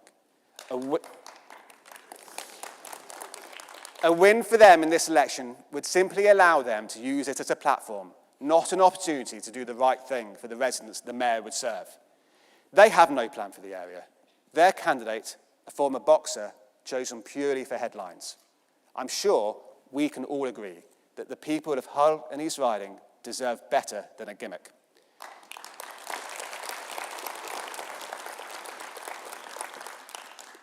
He may have been a lightweight in the ring, but this is no job for a lightweight. It falls to us to stop Reform getting anywhere near power. They're too dangerous. Nigel Farage, believe it or not, is just the thin end of the wedge, and the people he surrounds himself with are even more extreme. His values are closer to the likes of Donald Trump and even Vladimir Putin. His values are not the values of decent people everywhere. We would be wrong to ignore the threat posed by Reform. Untainted by the responsibility of power, for some, they are an attractive option. While Nigel Farage denies they are a protest vote, for some, they are the anti-establishment choice they are after. We must understand this appeal in order to defeat it, and we must give people a reason to vote Liberal Democrat instead. We are doing just that in Hull and East Yorkshire, and you can come and help us. That's plug number 4. Now, we cannot underestimate the challenge we face at this election. The mayoral election covers 6 parliamentary constituencies. We are campaigning in over 40 council wards. We have already delivered hundreds of thousands of leaflets and spoken to thousands of voters. We know we can win, but we need your help and support. My thanks goes to all those from outside the region who have already helped. We have had visits from MPs and peers and party members from elsewhere. Meanwhile, volunteers are phoning and making donations from home. To all of you, I say thank you. I have set out how we are strong contenders in this election, with the right support across the region. The Conservatives are going backwards under their new leader, who said just this week they are in for a tough set of elections. Meanwhile, Labour are burning through all the goodwill the British people placed in them last July. There is a golden opportunity for us to win. At a time when the British people are looking to send the government a message, we are the party that can do that. And let's be clear, we are the party strong enough to see off any threat Reform might pose, because we have a strong track record of delivering for people, and most importantly, we care about local communities.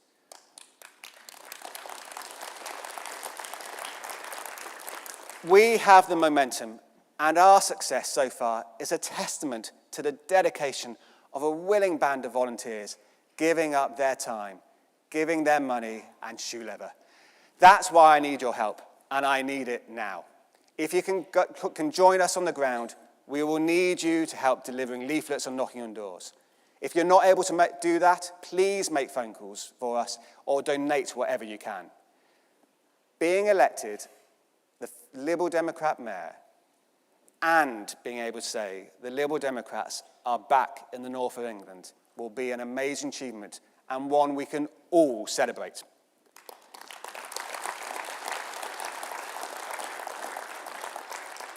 But I make no apologies for saying this again. We can only do it with your help.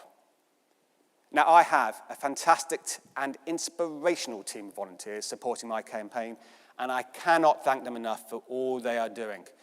Some of them are watching online as a short break from the campaign, I'm sure. They are working hard and doing all they can to secure victory, but it can't be done alone. We need more of all the resources needed to win an election. We've seen over the years, when we come together, throw the kitchen sink at an election, we can pull off amazing wins. Each one of our by-elections in the last Parliament was an example of this, often breaking records in the process. In places like North Shropshire and Tiverton and Honiton, we came from third place to deliver stunning victories, and we held both seats with massive majorities.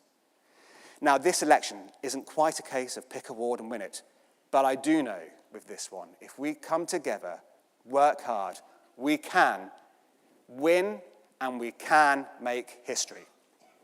And winning wouldn't just be significant for the party in Hull and East Yorkshire.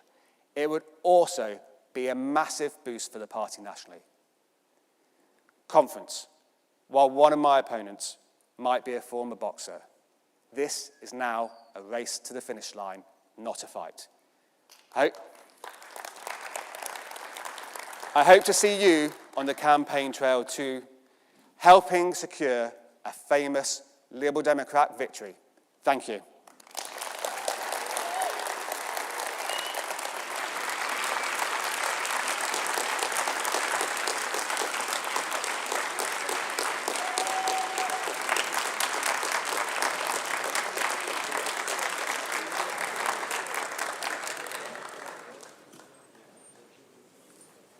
Thank you very much, Mike, and I hope many of you will be able to go out and help support him on the campaign trail, and I think that's plug number 5. We now move on to F25, so if I can ask any of you entering or leaving the hall to do so quietly, I'd like to thank my aide, Paul McGarry, and I will now hand over to Councillor Hannah Kitching to chair the next session.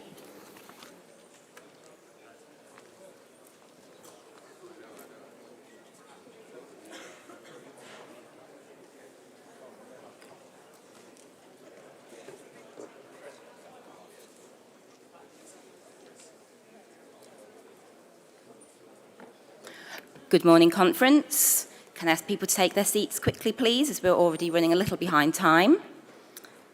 This is item F25, Ending the Crisis, a fair deal for children with SEND, which you will find on page 47 of the standard printed agenda. There are 2 amendments to this motion, which you can find on page 5 of Conference Daily. Can I please remind all speakers to keep to time? I now ask Andy McGowan to stand by and call Munira Wilson, MP, who is our spokesperson for Education, Children and Families, who is proposing the motion. Good morning and thank you, conference.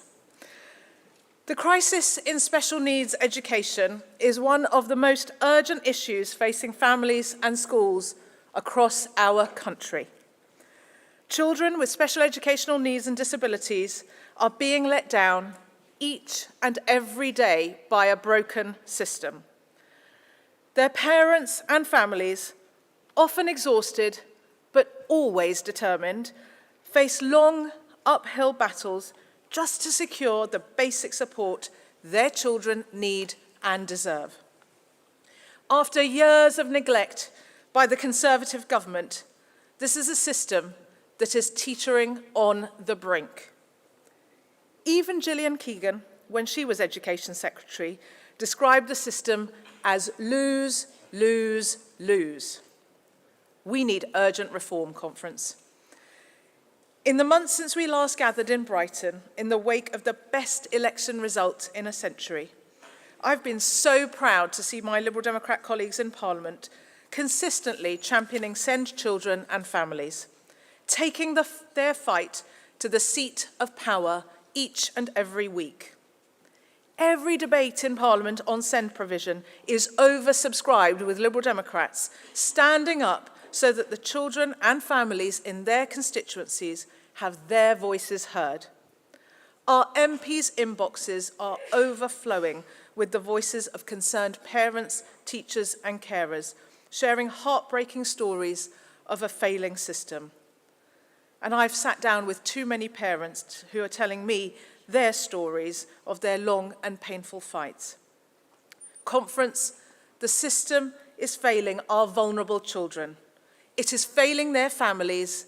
It is failing our schools.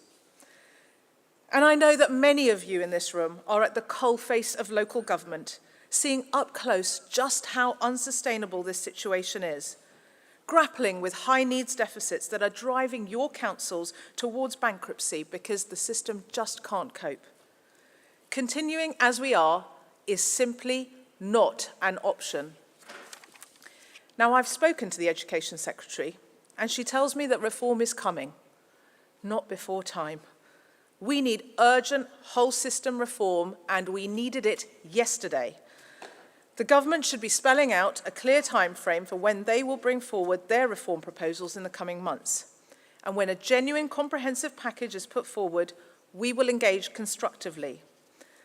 But today is an opportunity for us to say clearly that any reform must have families and children at their heart. Conference, I'm proud to propose this motion, which spells out the shape that a reform bedded in liberal principles might begin to take. Now, we recognise that improving mainstream education's inclusivity will be key.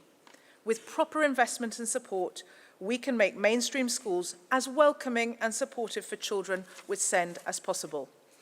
With falling birth rates, we need to unlock the spare capacity in schools that are shutting down classrooms and, in some cases, even whole buildings. Specialist provision within a mainstream school means children with SEND have the opportunity to learn and play with their friends and their peers. From a national inclusion framework to reforms to Ofsted, this motion sets out a series of common sense steps we can take to help make mainstream settings more inclusive. But we also recognise that this is not a silver bullet, and for many children with SEND, even the most inclusive mainstream school will not be right. One element of our Liberal solution here is to return the power to local councils to build and open specialist schools where that is necessary. We need to trust local communities to identify where there is need and to act on it. Only then will we be able to tackle the obscene reality of children being shipped dozens or even hundreds of miles out of their area to special schools and the cost that that puts on local authorities. We should not forget that there are currently a whopping 67 special schools stalled at various stages of the planning process. We need to get these built as soon as possible. We also recognise that while there are many brilliant private special schools providing value for money, there is also clear evidence of profiteering in parts of this sector, some making a margin of over 20%.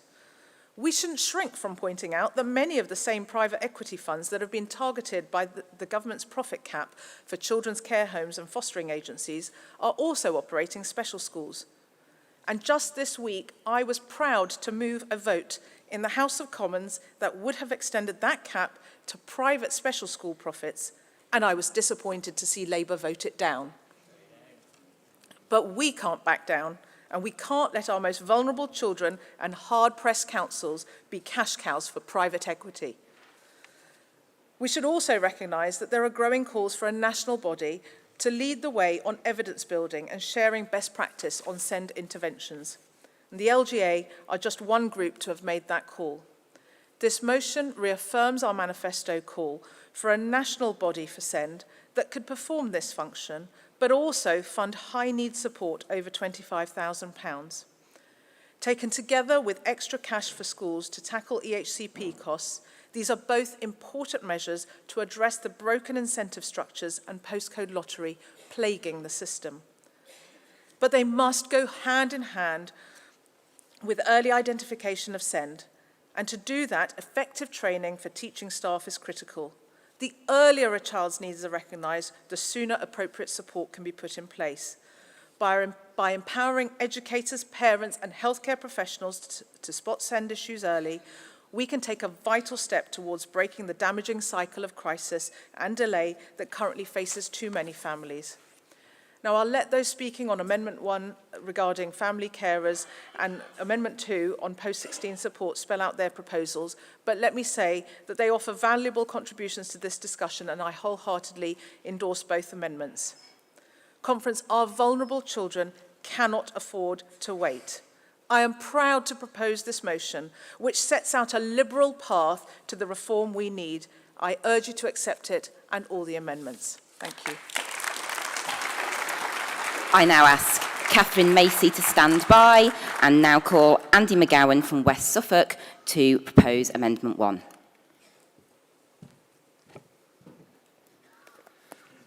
Conference. This amendment seems to reinforce the fact that children with SEND do not live in silos, they live in families. When a child is stuck waiting for an assessment, it is often their family left to fill in the gaps. Last night, I went to the Fringe on SEND funding, and a young man, Noah, really powerfully articulated his frustration that it took 2 years for his brother to get onto the queue for an assessment, let alone to actually get to the front of that queue. And even when a child is deemed eligible for support, funding and staffing pressures mean that far too often the support that is needed just simply isn't there. So it is left to parents and also siblings to pick up those pieces. Siblings like Hannah. Hannah's sister has a really clear, really detailed, really comprehensive EHCP.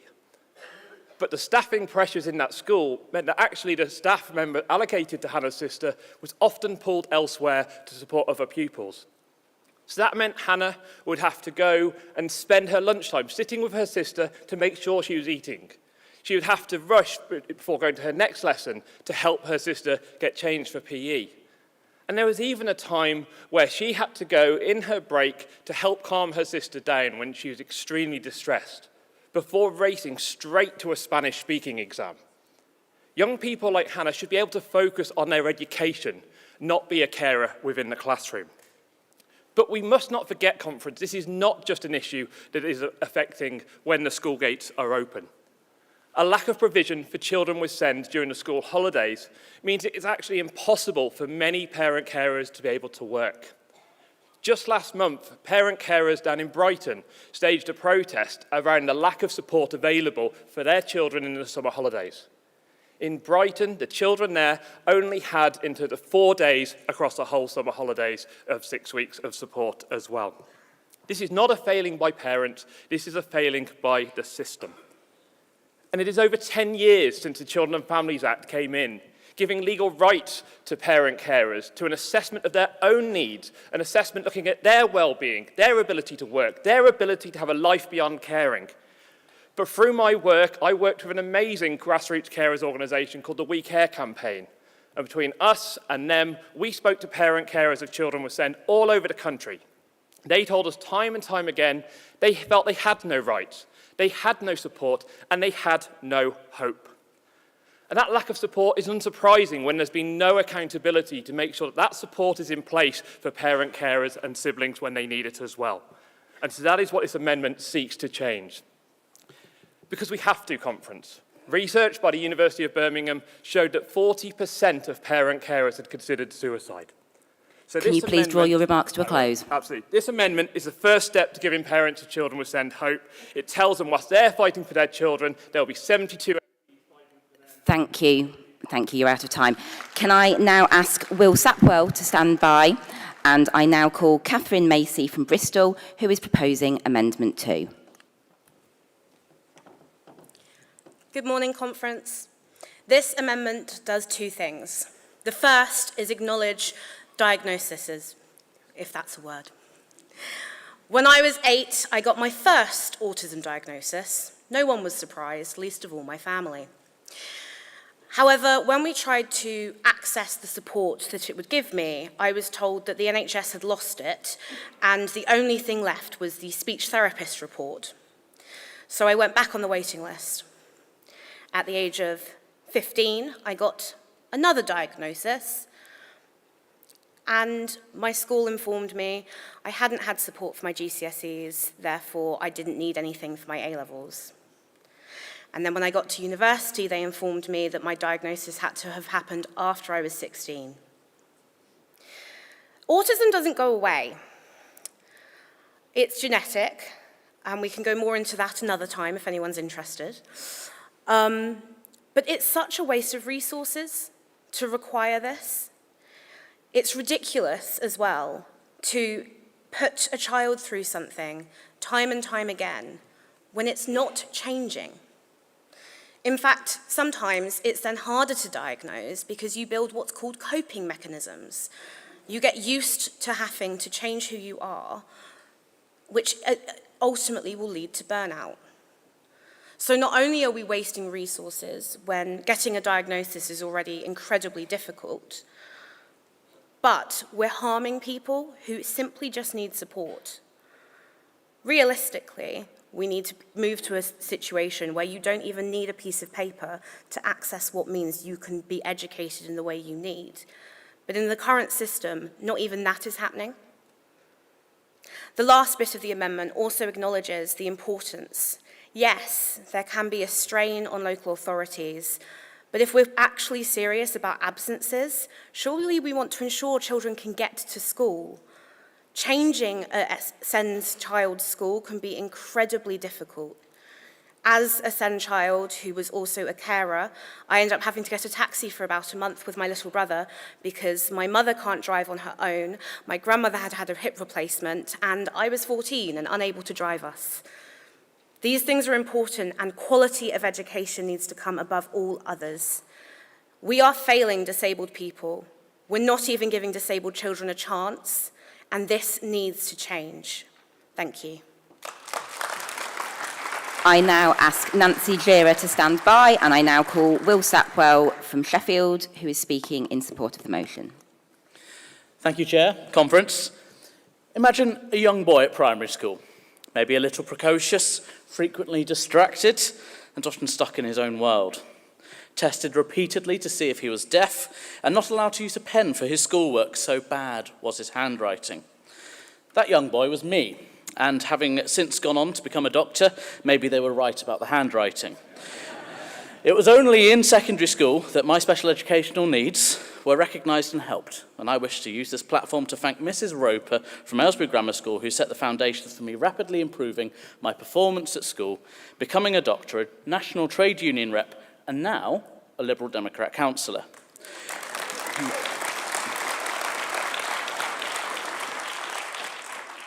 And so when a ward constituent contacted me, expressing how much difficulty she was having in securing an EHCP assessment for her child, I hope that I've not just been a practical help, but a genuinely listening ear.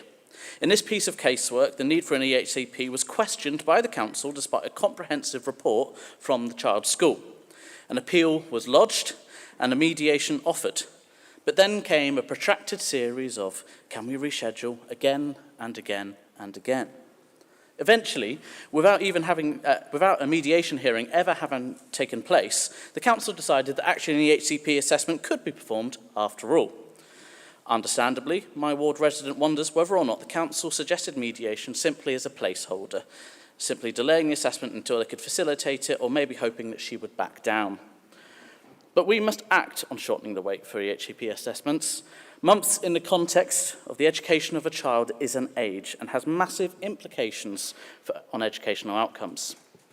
Now, this story comes from the middle-class, countryside views side of Sheffield.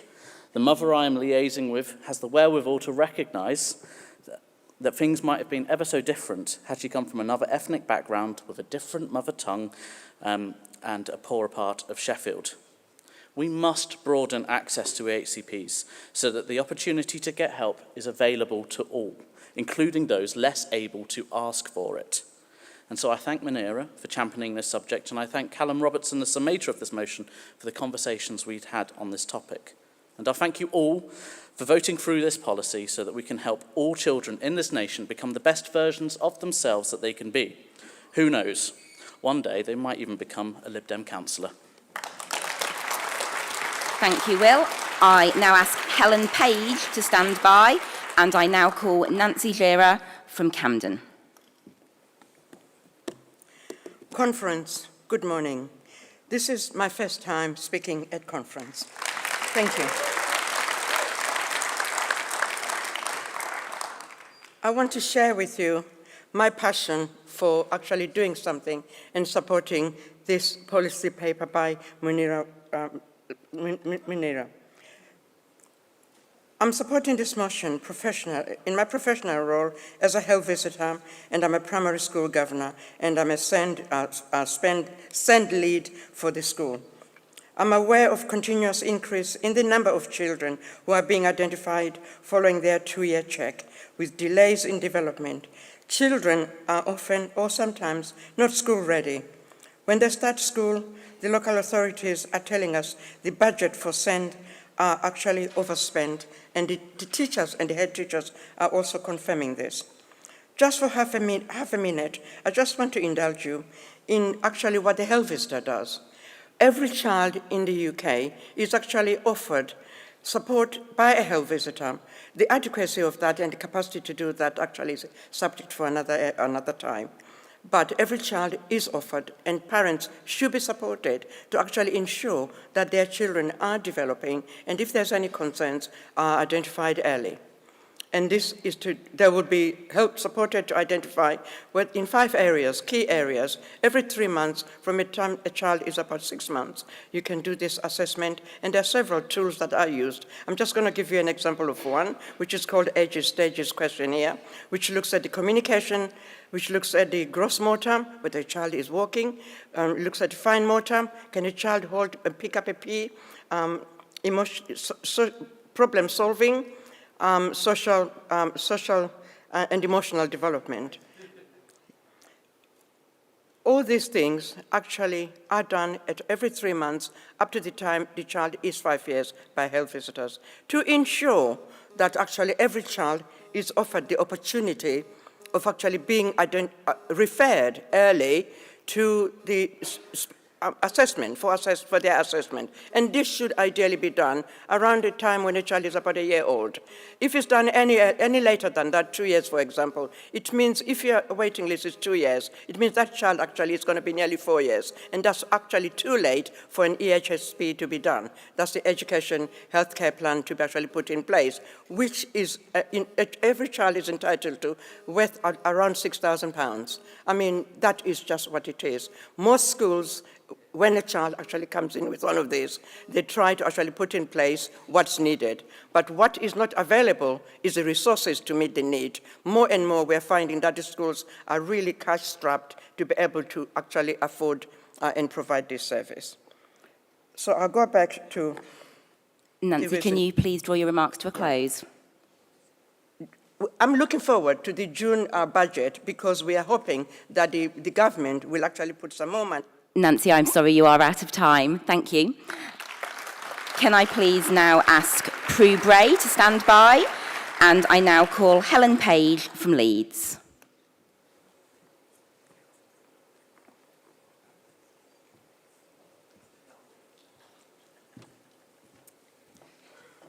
So 55 weeks ago, I applied for my son's EHCP. This week, he finally saw an educational psychologist, where his needs were assessed properly, which I have to say is quite unusual. And yes, I know it's supposed to be 20 weeks. I managed to fight the local educational authority. It took me 2 pre-action protocol letters and a chase-up, and I never got a reply. I then put in a formal complaint and got an assessment placement for my son. And he got a placement, an assessment placement in a resource provision fairly local to where we live. But it begs the question, what choice do other families have? Meanwhile, other children in his school, where I happen to be parent governor with responsibility for SEND, they have far greater needs than my son. and we're fighting every day to keep going. We have a care suite, we have SEMH provision, we have a class for children with complex needs. And we've done that because that is what being inclusive is. We're a small school. And yet the real sad thing is that due to falling birth rates in our area, despite Labour saying they want inclusive schools, our school has been earmarked for closure. We have 71 children. Most of them are SEND and from deprived backgrounds. If we are serious about inclusion, we have to put the money in. We have to get the assessments done. And listening to Munira speak just now, I can't tell you how pleased I am that somebody is listening. We shouldn't be in this position because ultimately this isn't a debate about SEND children, this is a debate about every single child. And I dedicate this speech to the families of Queensway Primary School, to their community, because without them, I would not be standing here now. They supported me through some really difficult times and gave me the confidence to fight. That is why this is just so important. Thank you. Thank you. I now ask Charlie Hasted to stand by, and I now call Prue Bray from Wokingham.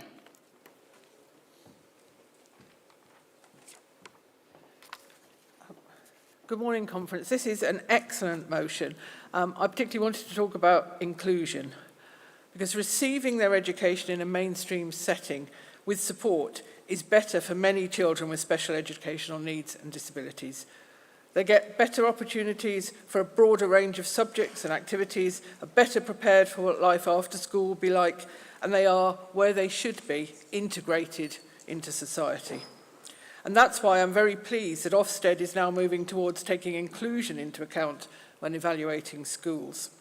And I'm also very pleased, as the lead member for Children's Services in Lib Dem run Wokingham, that locally our schools and academy trusts are demonstrating their commitment to inclusion.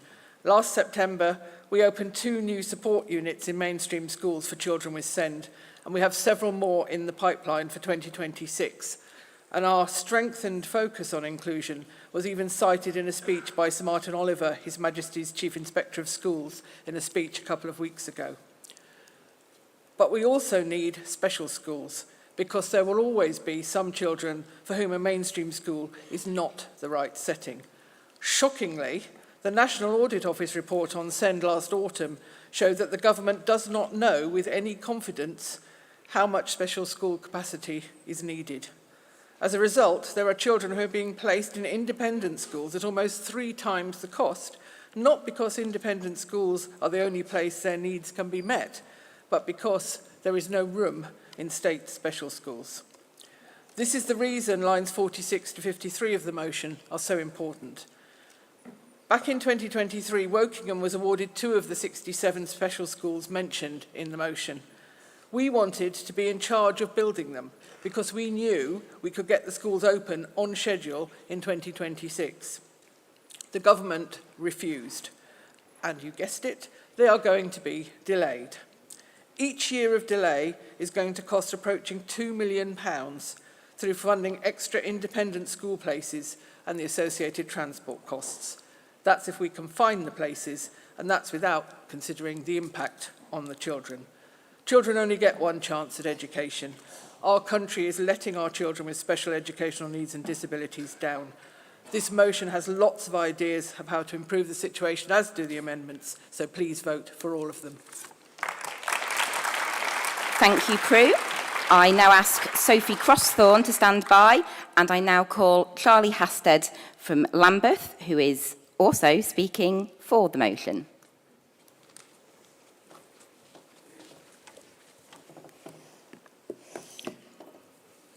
Conference, I want to address specifically lines 84 to 87 of the motion on the importance of early assessment. This is vital. What's also vital is the importance of independent assessment. I was a capable student at primary school. I was moved ahead a year, even. In year 7, I won a prize for academic achievement. I was a member of Mensa, And then I began to struggle. I found myself being sent out of class for not understanding things, spending 3 times longer on homework than anyone else seemed to need to. At 14, I was being told I was lazy, that I was disruptive, that I was being deliberately disruptive by saying I didn't understand things.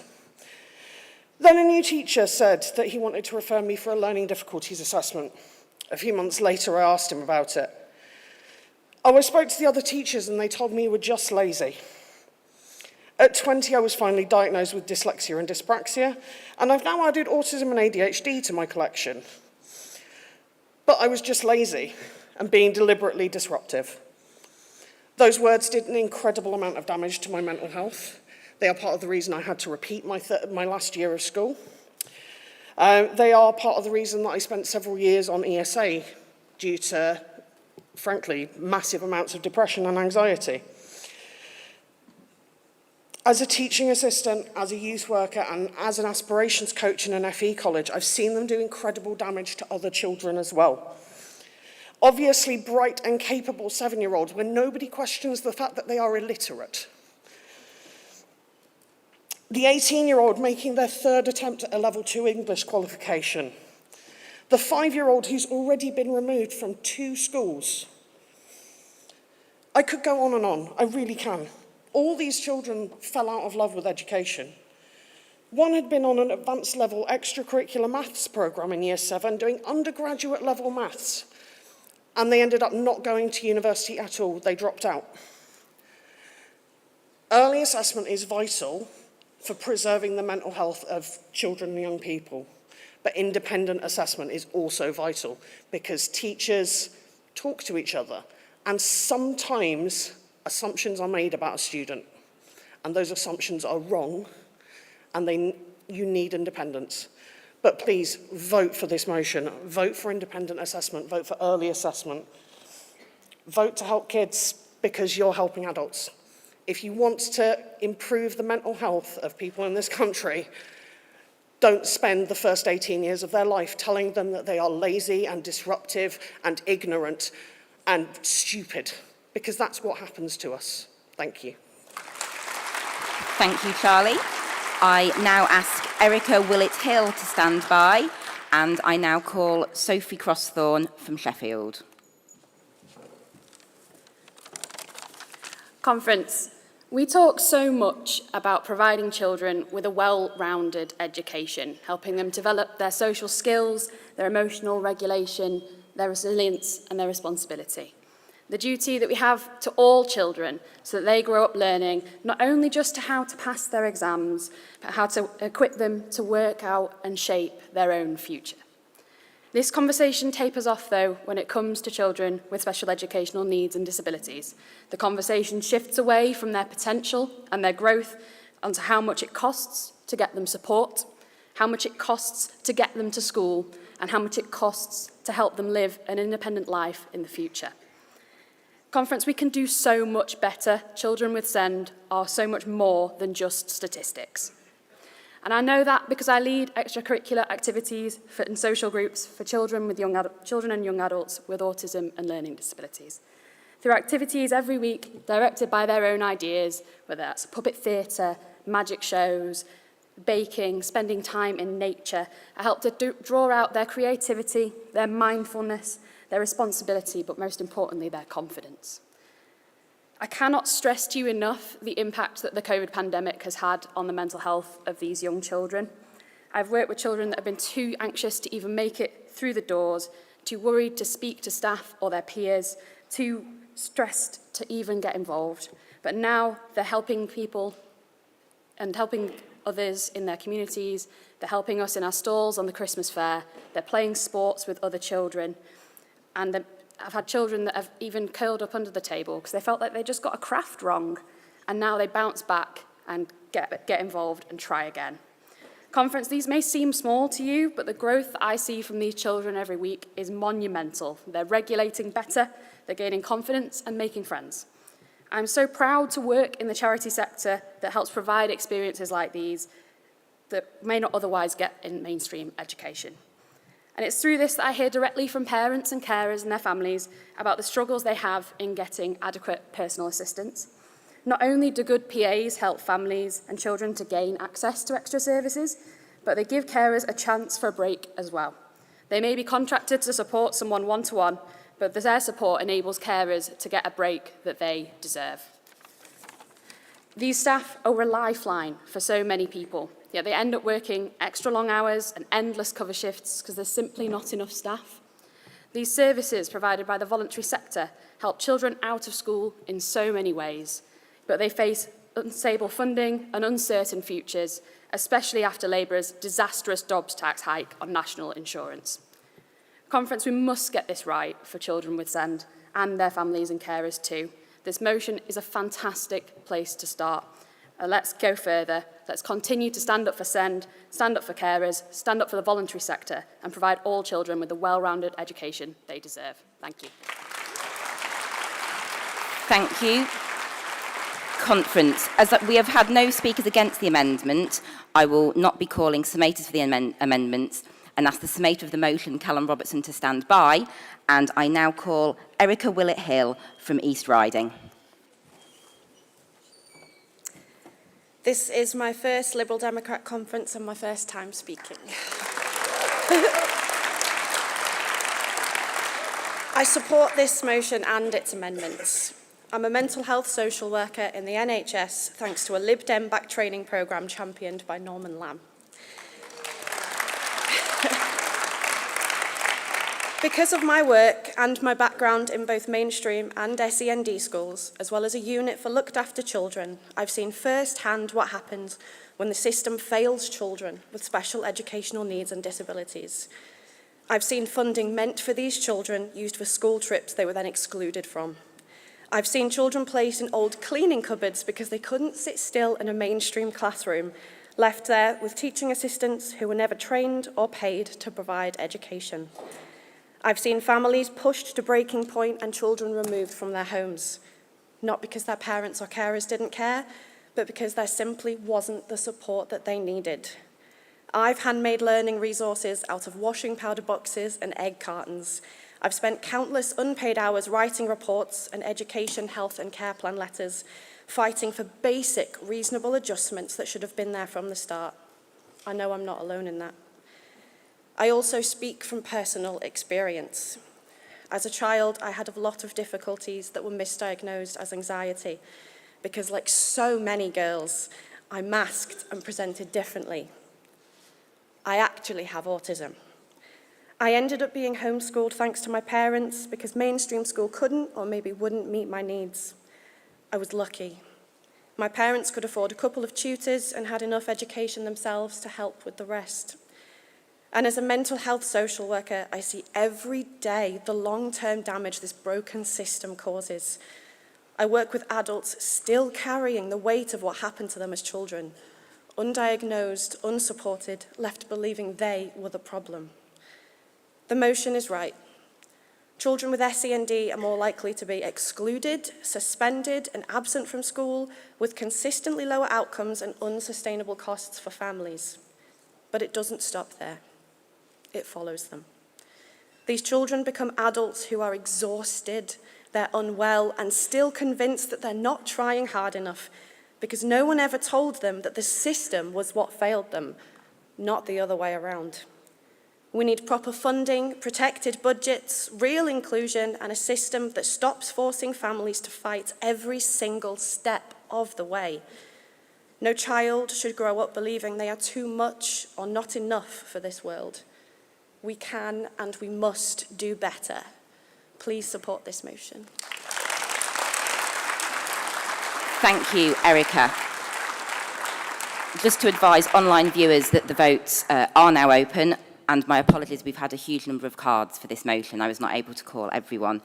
I now call Callum Robertson from Watford to summate the motion.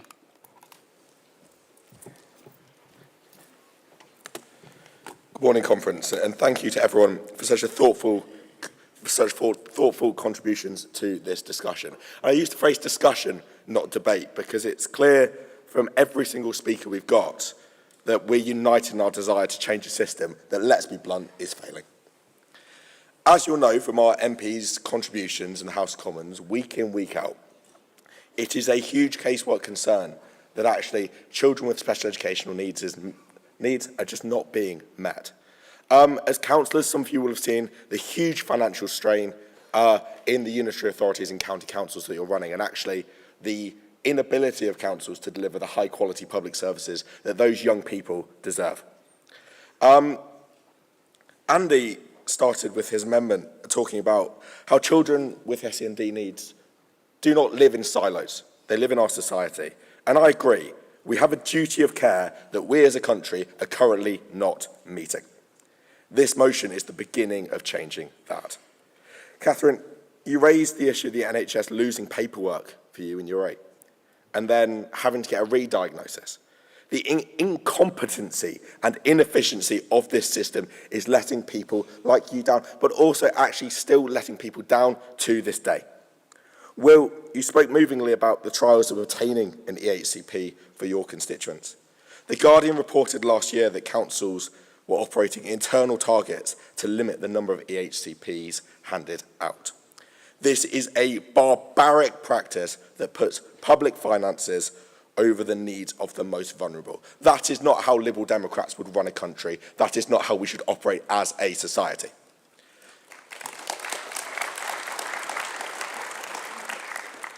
Nancy, thank you for such a moving first speech at conference. Your professional experience has added a weight to this conversation that we're having today and has made it better and more well-informed. Helen, 55 weeks for your child to begin to get the support that they deserve is simply unconscionable. We must do better for the individuals, and never forget there are individuals that exist within our system. Prue, I want to take a moment to thank you, not just for your words today, but actually the work you're doing day in, day out as Cabinet Member for Children's Services. It's the leadership that Liberal Democrat councils are showing on the front line that actually will make a practical difference in delivering change for these children.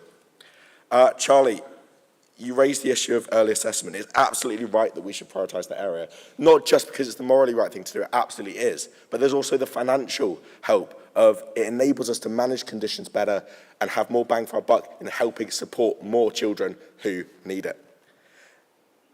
Sophie, it's absolutely right that children with SEND exist beyond the four walls of the classroom. The work of the public sector and the third sector in helping young people beyond just schools is so often overlooked. Thank you for everything you're doing in your day job and the work you're doing as a councillor in this area.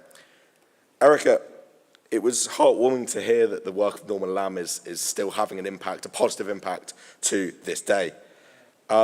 It's also absolutely right when you point out the impact of this crisis is not just immediate, it's long term. Our motion doesn't set out a line-by-line approach to solving the crisis, but it sets out the first principles that we'll be working from as we undertake the work to deliver better outcomes for young people, the young people that we're in politics to help. First principles like ensuring every single young child in the education system, without exception, is empowered to succeed. Guaranteeing that families and their children never have to battle for a fair deal in the education system, and believing that children with SEND can achieve excellent outcomes, and we should not consign them to the soft bigotry of low expectations. Conference, I commend this motion and its amendments to you. Thank you. Thank you, Callum, for summing up this morning's discussion. We will now move to a series of 3 votes on this motion, and as I said earlier, the online votes are already open. First of all, can I please see those in favour of Amendment 1? And those against Amendment 1? Unsurprisingly. Can I now please see those in favour of Amendment 2? And those against? So both of those amendments are clearly carried. So we're now going to move on to voting on the fully amended motion. Can I please see those in favour of the motion as amended? And those against? This motion was clearly carried, both in the hall and online.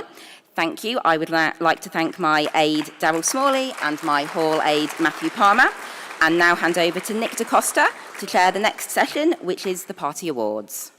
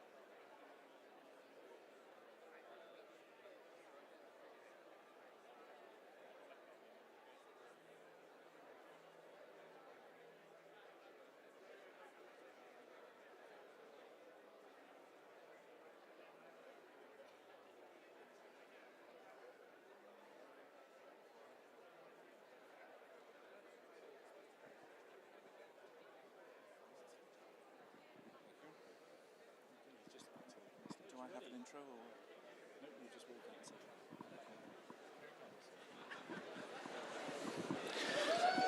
Hello, conference. So those of you who've been dedicated to the auditorium have seen me speak 3 or 4 times will know that I've done my very best to keep one thing at the heart of my comments: Eurovision. Because what is conference really if not a national final for policy? We've had our own semi-finals in the Fringe, a few entries that quite didn't qualify, and some absolute bangers that brought the house down. There's been some key changes, costume changes, and the occasional tactical vote. But now, it's time for our grand final. So get your placards and appeal papers ready, your sequins fluffed, and your applause at the right angle, because now it's time for the Liberal Democrat Party Awards.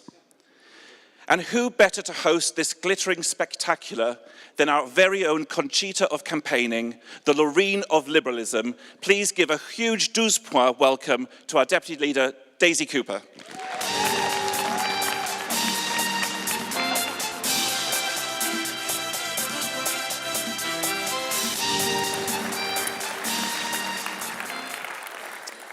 Hello, conference. It's wonderful to see you all again. I was hoping that we'd get to 72 as our fantastic number. Some people got it. Good.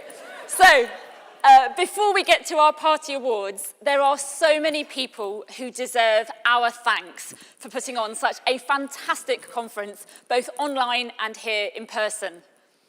And when I have run through them all, I hope that you will join me in showing our appreciation for everybody who has played their part.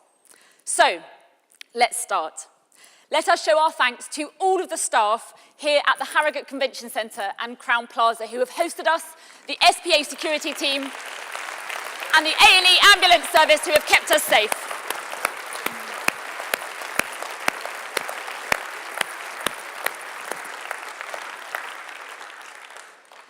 Let's also say thank you to John Russell, our conference photographer.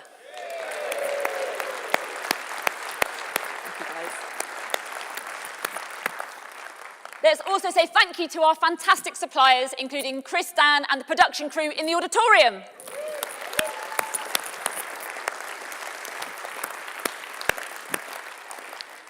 Let us say thank you to the AV team at the Harrogate Convention Centre, who not only keep our HQ teams up and running, but also our fringe events running smoothly, and Echo, who has helped in this regard too.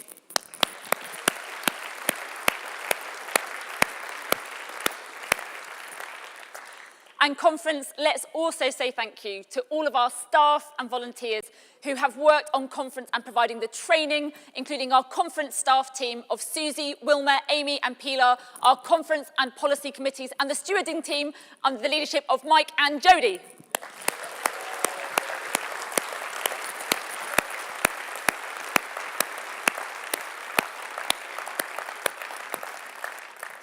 Also, a special thanks, as always, to the fabulous Julie, Vichy and Russ, our British Sign Language signers.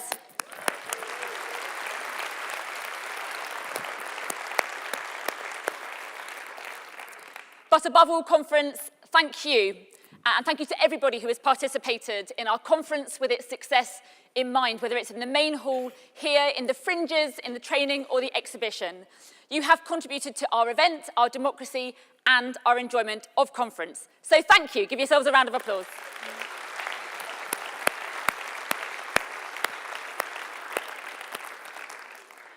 Now, conference, we each have our favourite moments of conference. Maybe it's Glee Club, maybe it's the quiz, maybe it's the whiskey tasting. Who knows? We probably have a fair range of views as to which is the most important, but I always think that what comes next, the party awards, is the best bit.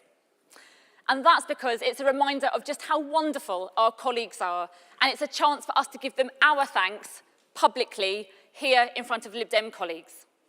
So, we're going to start this time's quartet of awards with the Albert Ingham Award. This is named in honour of one of our party's greatest election agents and awarded this time for a cracking by-election win in November. Now, we started in 4th place on 12% of the vote. We ended up with more than treble that, and with nearly double the vote of the second place candidate. We did that thanks to our campaign manager's dedication, skill and commitment over 5 long months. The win was in Edinburgh, and the instigator of it was our winner, Ed Thornley.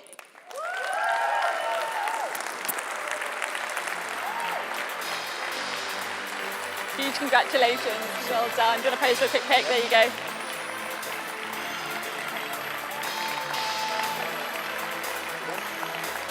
Brilliant. Well done.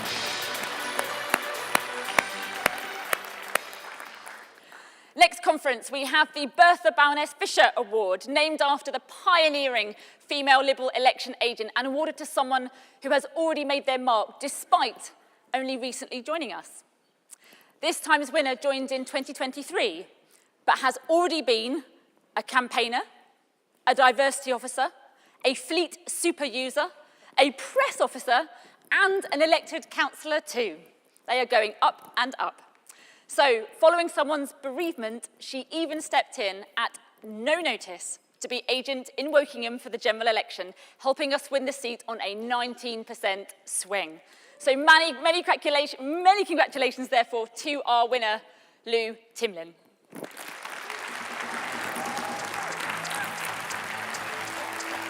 Amazing. Well done. Huge congratulations. I know, it's great, isn't it? Wonderful, thank you. Conference, our penultimate award is the Laura Grimmond Award, dedicated to those who do the unsung work behind the scenes. This time's winner has over 2 decades played a really major role as an assessor, a returning officer, and a regional candidates chair. She has led the work on finding and encouraging a more diverse range of candidates. She has led on moving assessments online during COVID and designed and delivered numerous assessment centres too. All of that is on top of many other roles that she has taken up in the party, roles which keep her so busy that she can't actually be here today. So accepting the award will be Margaret Joachim, on behalf of the winner, who I'm delighted to say is Dawn Davidson.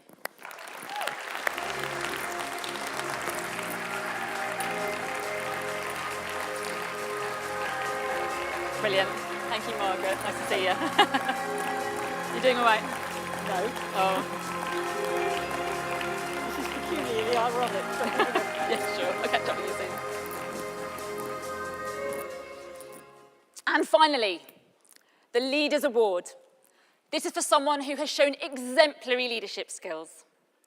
This time's winner has been a councillor across 5 different decades, twice council leader for 2 full terms, being hugely supportive of colleagues and steering a newly formed council through many difficult decisions to bring lasting benefit to the area, including the Thermae Bath Spa, Britain's only natural thermal spa, and a major draw of visitors to Bath.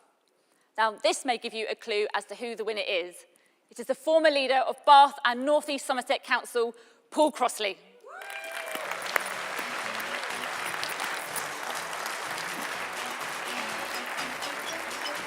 Fantastic. Well done. Thank you so much for all your service to the party. Here you go.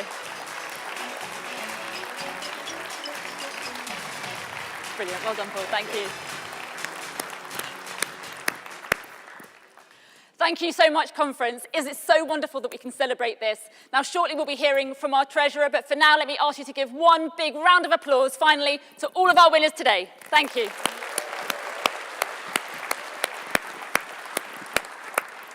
All right.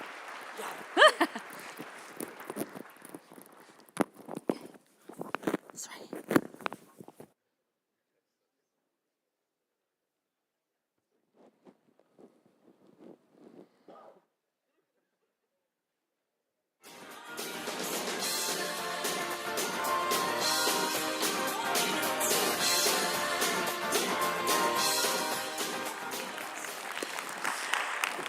Huge congratulations to the winners. I was listening backstage and it is so amazing to be here. And congratulations to all of you as well, and thank you for all your support. It won't come as any surprise why I'm here. And that is to ask for even more support, to appeal to your lovely wallets. Because in just over a month, the most important event in the political calendar since the general election is happening, and that is the local elections. Okay, so let's be a bit interactive. I've got to warm up this audience. Before I go any further, who is standing in the locals? Please put your hand up. Yes, thank you very much. Have we got any current councillors here? Please put your hand up and keep your hand up. What about former councillors? What about former councillors and current councillors and people who are standing? Okay. And what about people who've stood for council and didn't quite make it? Yeah, okay. And what about people who among you have turned to your local councillors to help people in your community? Yeah, I think every single person in this auditorium has basically put their hands up, because that is why councillors are so important.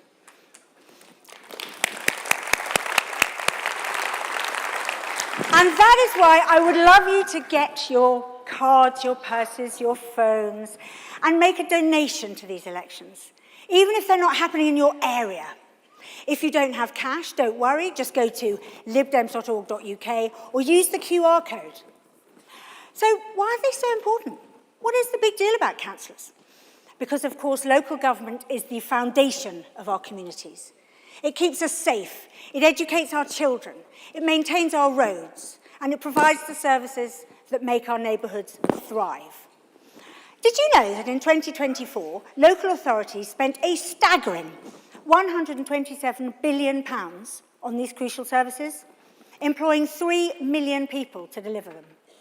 The way the money is spent, who controls these budgets and services, shapes the future of our country. And make no mistake, Liberal Democrats make these difficult decisions very differently from the Conservatives and other parties, because we know what truly matters.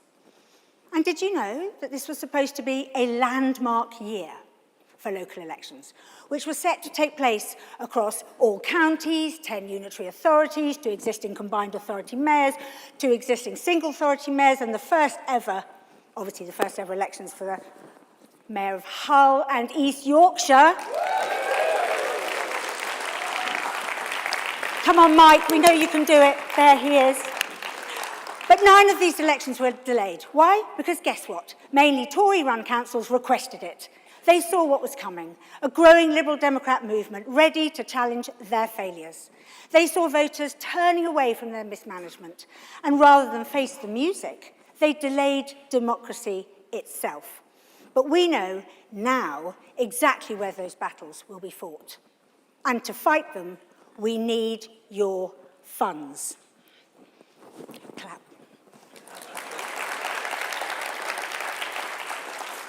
Or, alternatively, that gap could be for the phones. As we enter this campaign, let's think about the last time these elections were contested, these seats were contested. Remember how the Tories were riding high on a COVID-era bounce, with Boris Johnson at the helm, shops were reopening, hairdressers were taking bookings, vaccines were rolling out, and the public mood was in their favour. And then they went and stacked the odds even more in their favour by banning us from canvassing, using public health rules to stifle that very democracy. And no surprise, they won big. I don't know about you, but the thought of Boris Johnson fiddling the elections absolutely enrages me.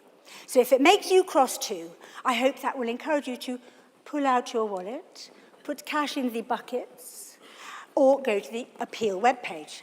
Because this time, the tide is turning. This is a huge opportunity for now and for the future. Because not only are Lib Dem wins vital for the local communities now, local credibility wins the general election of the future. Don't forget, there were literally no areas we won last year that didn't have a strong local base as part of the story. The locals give us a chance to grow. We know that Reform is polling well, but they are mired in scandal and disorganisation. Labour is already losing public confidence, and the Tories are far from where they need to be. This puts us in an incredibly strong position to make real gains. And with over 1,700 councillors up for election, every single win matters and will make a difference. We need to ensure that on election night, the Lib Dems are making headlines, not the loony right wing and Nigel Farage.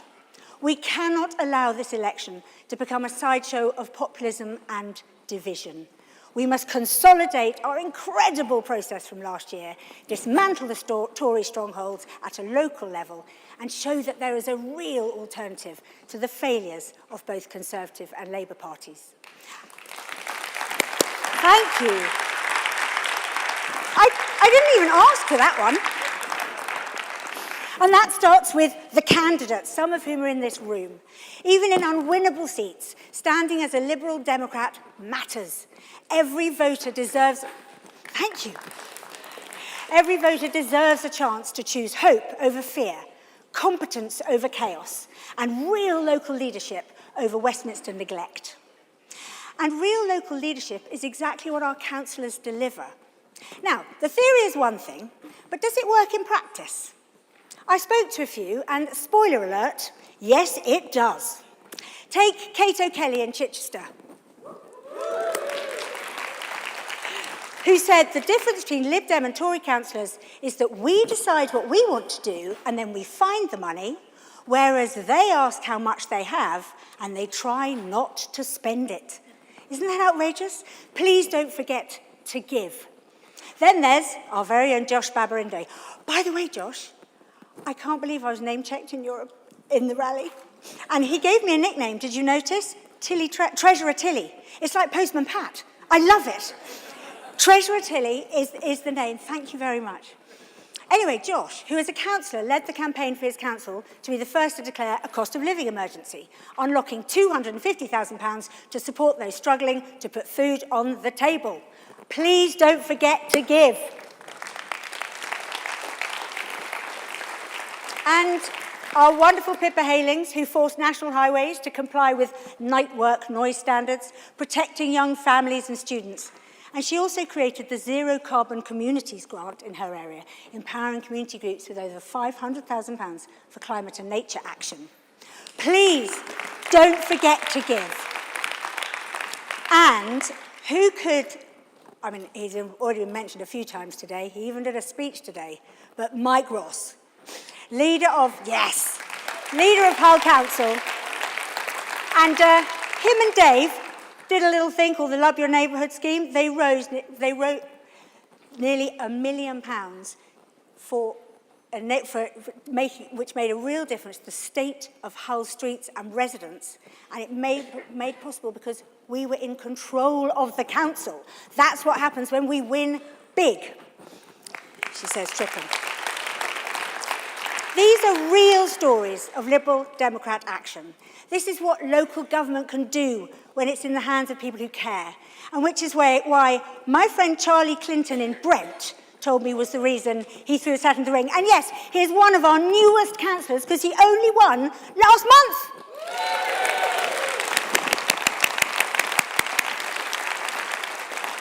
This election isn't just about local government, it's about challenging those who take voters for granted and making sure every community has a voice.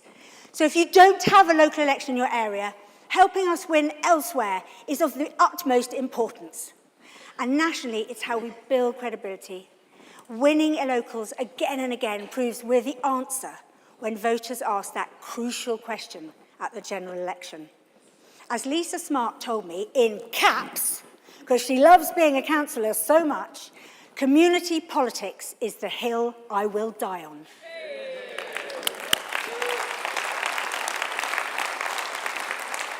Every ward in the country deserves a Lib Dem councillor. Thank you.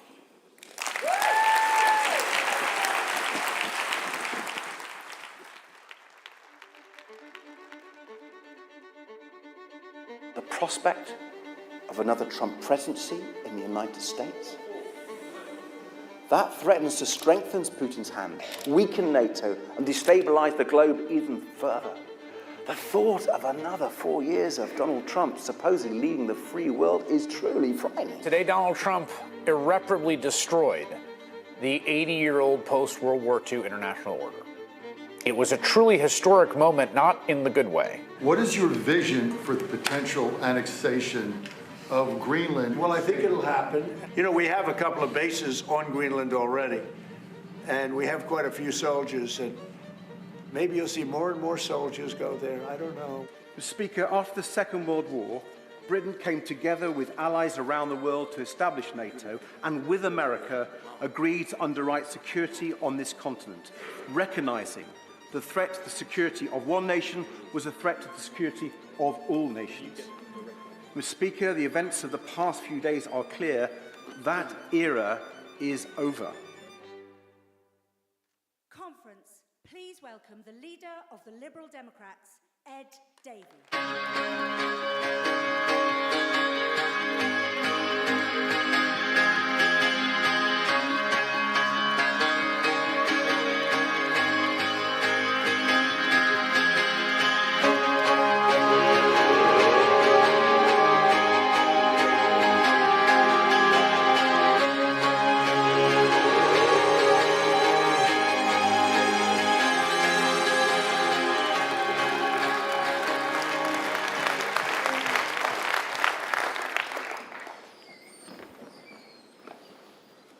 Thank you, friends.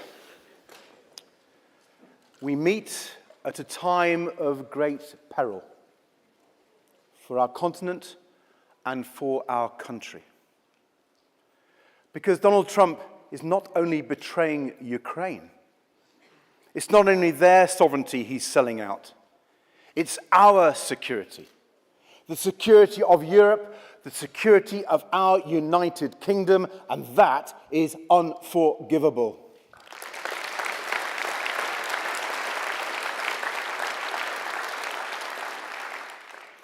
Putin might be able to fool Donald Trump into thinking that his ambitions do not extend beyond parts of Ukraine, but we know better.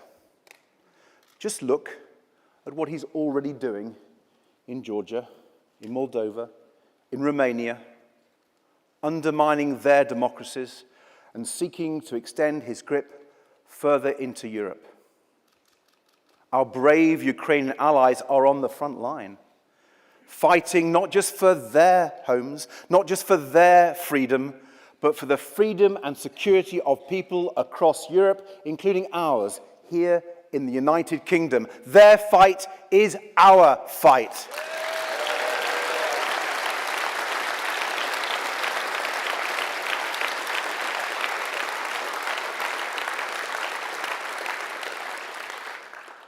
So to our Ukrainian friends, on behalf of all Liberal Democrats, let me say once again, we thank you, we salute you, we stand with you today, tomorrow, always.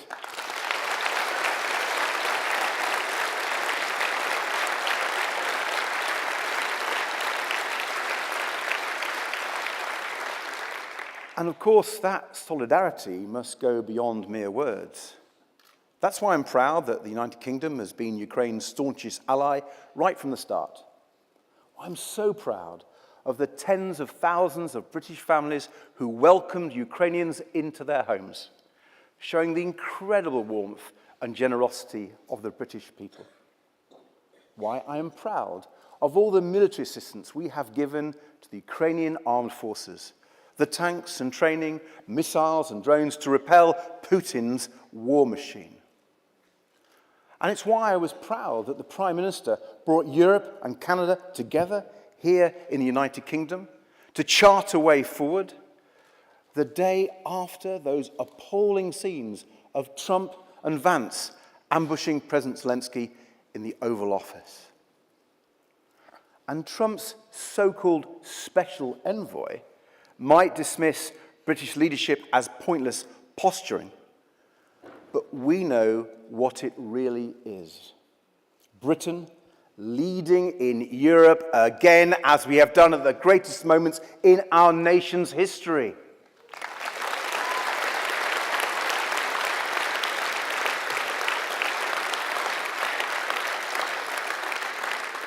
Friends, wasn't it good to see that again after such a long time? But now we must step up our efforts and do more, much more, for the defense of Ukraine, for for the defence of Europe and for our own national defence too. So we Liberal Democrats have led calls for far more support for Ukraine, funded by the tens of billions of pounds of Russian assets frozen in the UK and the hundreds of billions of pounds frozen across the G7.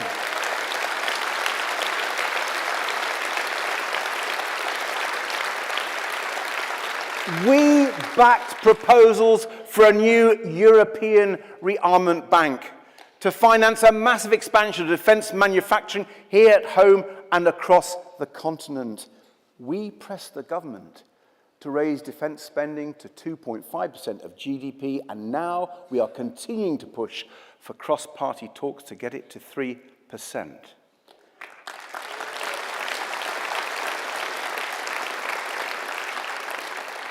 You see, the threat we face is existential.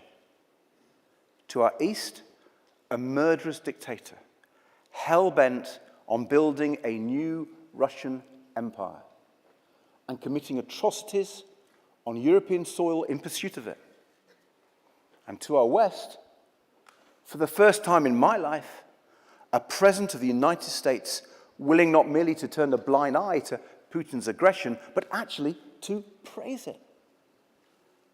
A president who has repeatedly demonstrated that he is not a reliable ally to Ukraine, to Britain, to Europe, or to anyone else. So the fundamental questions we now face are these. How do we deal with Putin? And how do we deal with Trump? Well, let me tell you how not to deal with them. Just like any bully, you don't deal with them by curling up in a ball and hoping they'll leave you alone. You don't turn a blind eye as they attack your friends, praying that maybe they'll stop there. You have to stand up, stand tough, stand together with our friends. Make clear that an attack on one is an attack on all.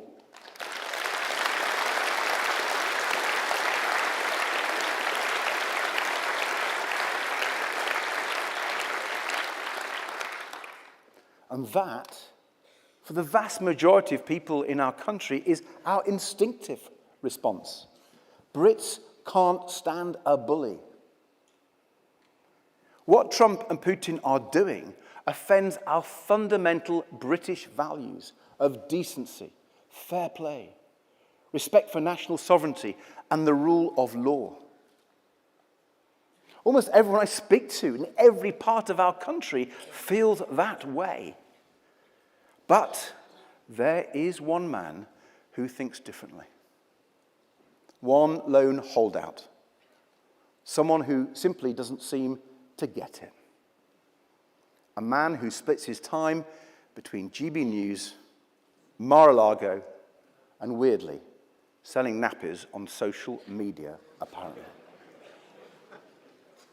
A man who can even, legend has it, occasionally be spotted in the House of Commons.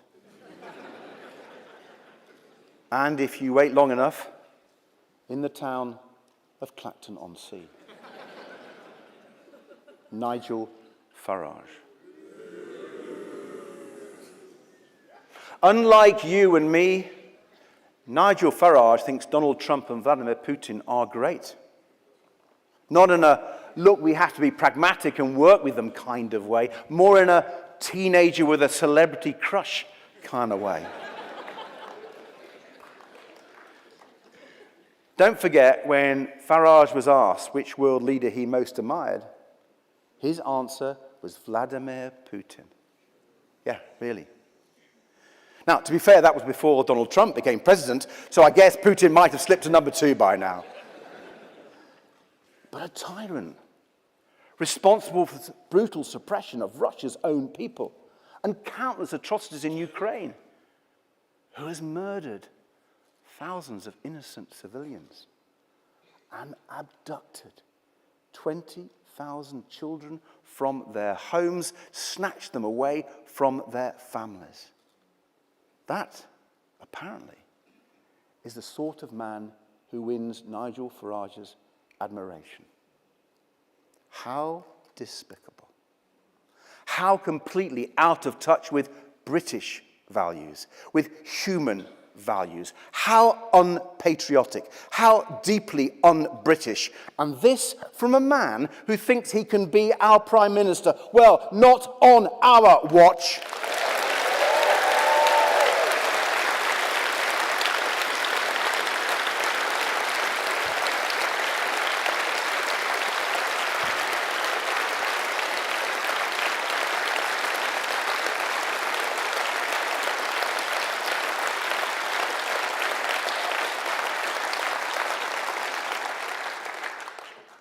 With war on our continent, an unpredictable president in the White House, and an increasingly volatile world, this is no time for a nationalist.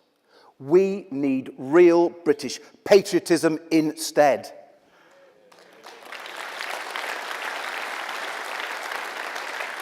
At home and abroad, our country has big problems to solve. And let's be absolutely clear, Nigel Farage is not the least bit interested in solving them. If Farage had his way, he would turn our great country into little more than a Donald Trump tribute act. He said it himself. He sees Trump as his inspiration. He wants to do to Britain what Trump is doing to America. All the division, the nasty culture war nonsense, the economic self-harm of tariffs, cruelty for the sake of being cruel, siding with criminals and undermining the rule of law. And of course, limiting your access to healthcare and making you pay more for it. Now, Farage doesn't like to talk about it much these days, but he has been very clear throughout his long political career that he doesn't believe in the fundamental NHS principle of universal healthcare free at the point of use. He's called for an American-style insurance-based model. And he says he's open to anything when it comes to the future of the NHS, including privatization. Just like his idol Donald would want. And apart from that, isn't it striking that Farage has nothing to say about the challenges facing our NHS? Nothing to say about how to make sure people can actually see a doctor or a dentist when they need one? Nothing to say about ambulance delays or crumbling hospitals? Nothing to say about fixing social care so that our loved ones get the care they need and carers get the support they deserve? And I mean, literally, nothing to say. Farage has never uttered the word care once in Parliament. Because the truth is, Nigel Farage doesn't care. He hasn't mentioned the NHS once either. Or GPs, hospitals, ambulance, dentists. Imagine that. A political party whose leader has nothing at all to say on one of the biggest issues on people's lips and the biggest challenges we face. Our country has big problems to solve, and Nigel Farage is not the least bit interested in solving them. But friends, that's not the worst of it, is it? What worries us most about Farage and reform is the deeply destructive, divisive brand of politics they deploy. The weaponization of difference, the demonization of diversity, the scapegoating of the other. The superficial, simplistic snake oil solutions they peddle. We know where it will all lead if we don't stop it. We know what happens when cynical, opportunistic politicians seize on the struggles and the anxieties of ordinary people. Anxieties about the cost of living, about cultural and technological change, about sovereignty and security. When they exploit those struggles and anxieties for their own selfish ends. When they point the finger of blame at those who differ from you because of their religion or their nationality or the color of their skin. when they teach that those people threaten your job or your family or your way of life, when they manipulate new forms of media to spread lies, sow fear, and stir hatred, when they use those tools to convince you that their cause alone is righteous and all who stand against them are evil, we know where that ends. We have seen it before across history. Too many times. It's the populist playbook, and its pages are very well worn. It is ugly.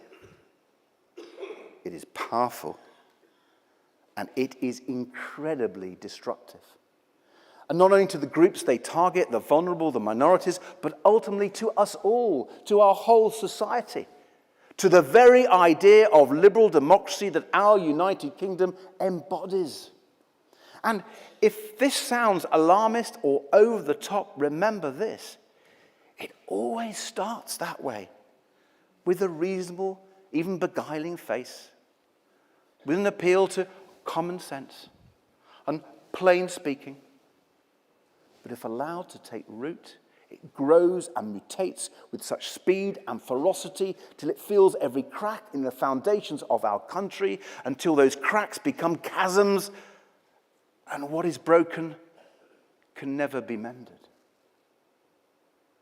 So we know where it leads. We know what is at stake. Not just an election, not just a set of policies, but the very future of liberal democracy itself. That is what's under threat.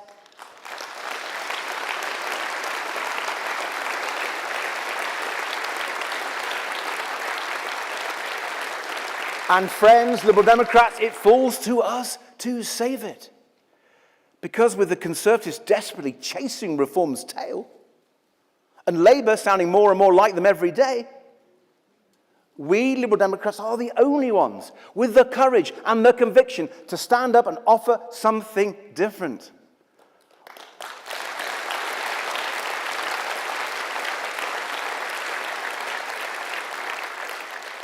Offer a positive alternative, something better, hope.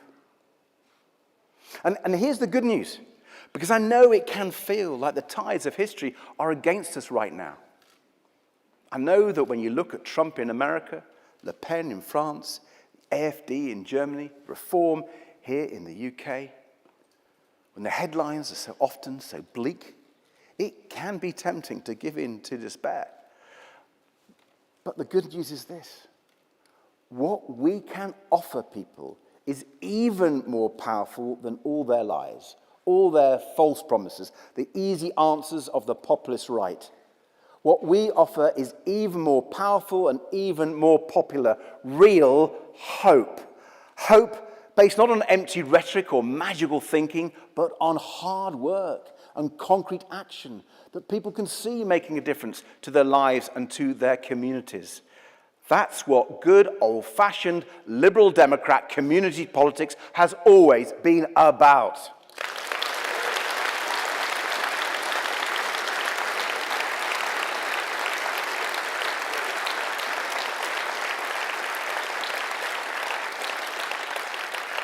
Winning people's trust by getting things done. Showing them what liberal democracy can do for them, not by talking about it, by rolling up our sleeves and actually doing it. Putting our policies into practice and our ideals into action. Now, I don't know if you heard what Kemi Badenoch said about us recently. Did you hear this? She said, and I quote, "A typical Liberal Democrat will be somebody who is good at fixing their church roof."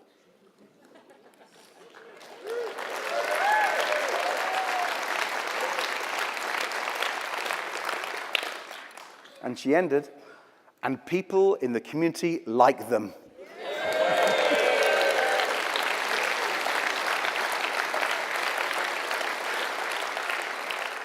Good at fixing the church roof, people in the community like them. I think she meant it as an insult. But I'll happily wear it as a badge of honor.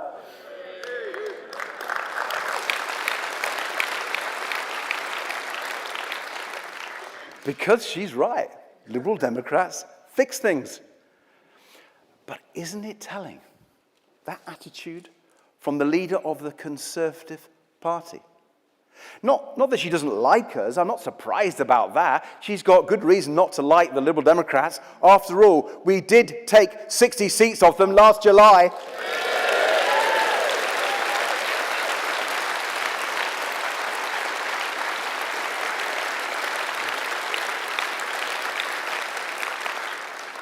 I think I'm going to say that again. We took 50 seats off the Conservatives.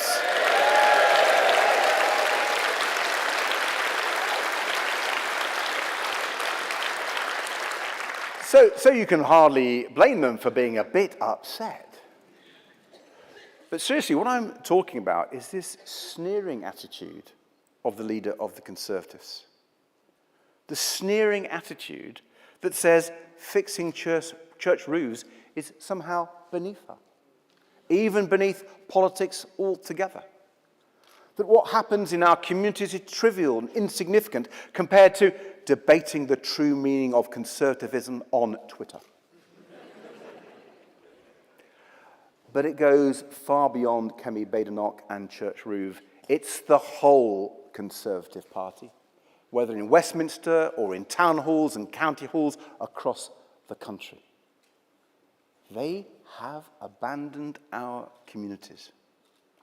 The Conservatives left schools and hospitals to crumble, left whole areas without enough GPs or dentists, left water companies to pump filthy sewage into our rivers and seas. And they have left decent, traditional Conservatives without a political home. Their out-of-touch, disdainful thinking is why the Conservative Party is in the mess it is today. Treating the day-to-day things that matter in people's lives, not just with indifference, but outright contempt. That's why so many lifelong Conservative voters have turned to the Liberal Democrats. It's why people rightly kicked them out of government last July, and why we must kick them out of our councils in May too.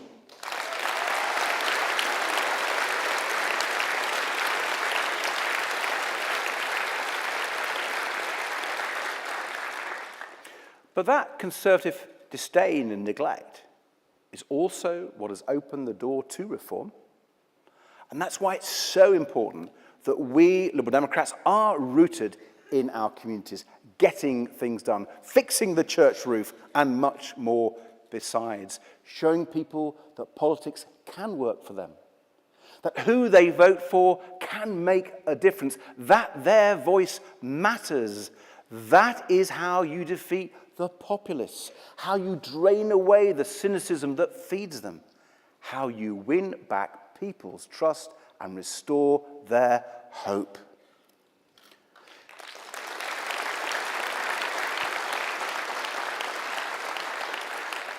Now, it's not easy, our way of doing politics. Liberal Democrat MPs certainly have to spend a lot more time in our constituencies than Nigel Farage spends in Clacton. Although, I mean, it's a bit of a low bar. But that's why no one ever joins the Liberal Democrats as a shortcut to high office. And if that's why any of you are here today, I'm sorry to have to let you down like this. We join because we want to make a difference to our communities and our country, even though we know it's hard work. And we all joined, because of a genuine belief in the core liberal values that have made our country great. Freedom and equality, community and internationalism, a commitment to human rights, to the environment, and to democracy. And those values are exactly what this moment in history demands. At a time when people are facing so many daily challenges on so many different fronts. The cost of living crisis, an economy that's still barely growing, public services that just aren't working in the way they should. Opportunity that feels further and further out of reach for too many young people. These are challenges that can really test our values. When people feel so economically insecure, when times are so tough, historically, these are the times that liberalism has struggled, that progress has stumbled. But these are also the times when our liberal values are needed more than ever to build the fair, free, and open society we all believe in, so that people can get on in life with real power to make their own choices and pursue their own dreams. Because we understand that if you free people, if you empower them to make their voices heard and hold the powerful properly to account, then you unleash the best in people and create a better society and a stronger economy as a result. So that everyone gets a fair deal, every child gets the best possible start in life, and everyone sees their hard work and aspiration properly rewarded. Everyone gets the care they need when they need it, and a helping hand if they fall on tough times. And friends, how critical are our liberal internationalist values right now? Not just on Ukraine and defending Europe from Putin, critical though that is, but on so many big global challenges, from the rise of China to the threat of climate change to the risks of artificial intelligence.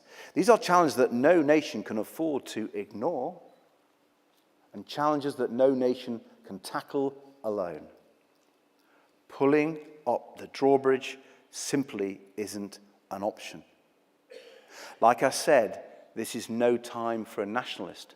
What we need is a movement of proud internationalists, people who believe that our country and our people thrive when we're open and outward looking, who know that the UK can be an incredible force for good when it stands tall on the world stage and stands up for what is right, who recognize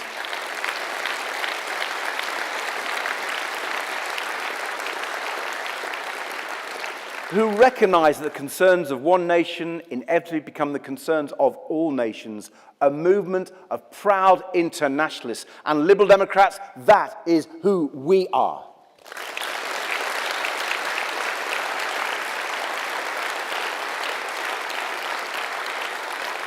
The only party that has consistently opposed the Conservatives' damaging Brexit deal from the start.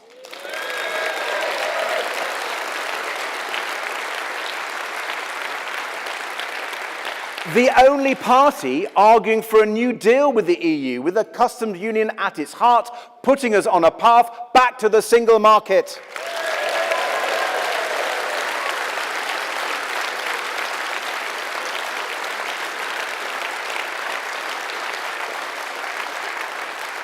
The only party still championing international aid.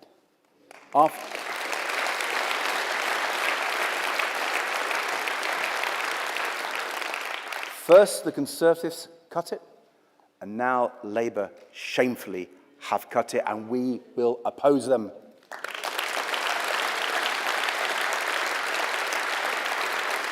And friends, we're the only party in British politics speaking up in defiance of Donald Trump.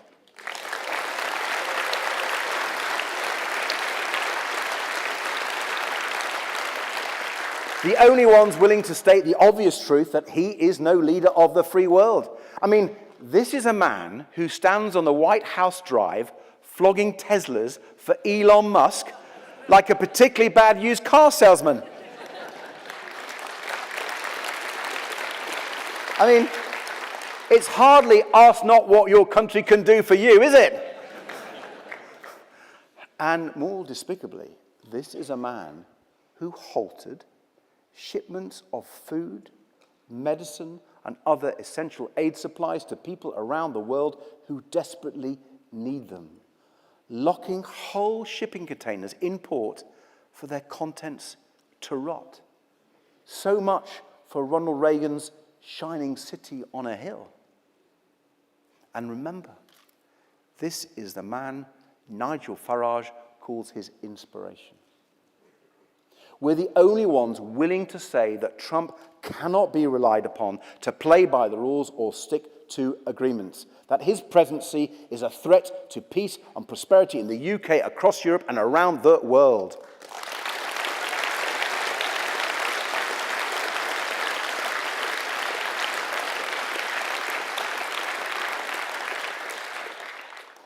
Now we must deal with him as he is, bullying, narcissistic, unpredictable.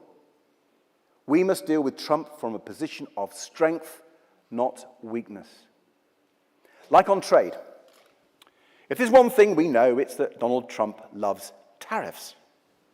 He says it's the most beautiful word in the dictionary, which, when you think about it, really is a very Donald Trump way of deciding your economic policy, isn't it? Now, as Liberals, we profoundly disagree.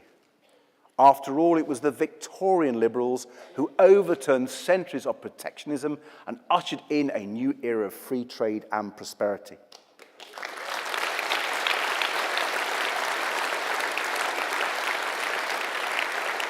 And we can already see the damage Trump's tariffs are doing to the US economy, with forecasters saying he may plunge it into recession.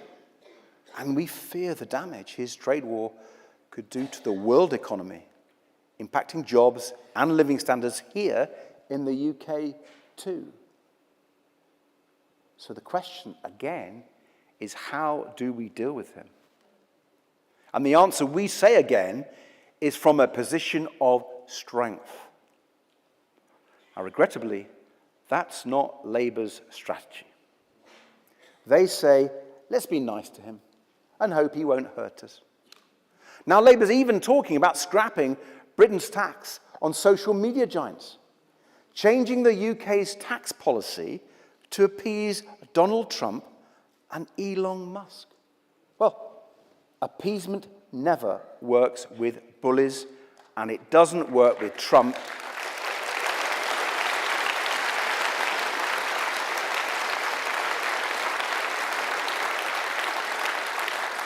And you can see that he's already put his tariffs on British steel. And let me say this to Elon Musk, who I know is my biggest fan. We will make out-of-control social media giants like you pay more so we can defend our children and young people from the harm you're causing them.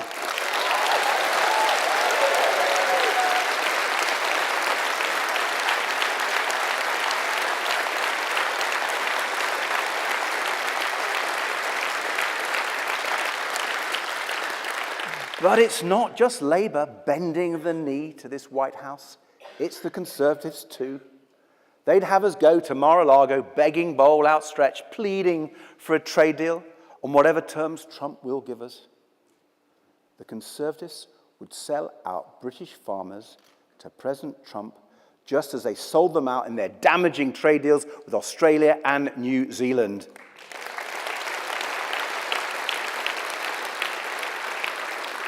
And then they'd let Trump's billionaire mates carve up the NHS between them. Another Elon Musk rebrand, this time to NHX.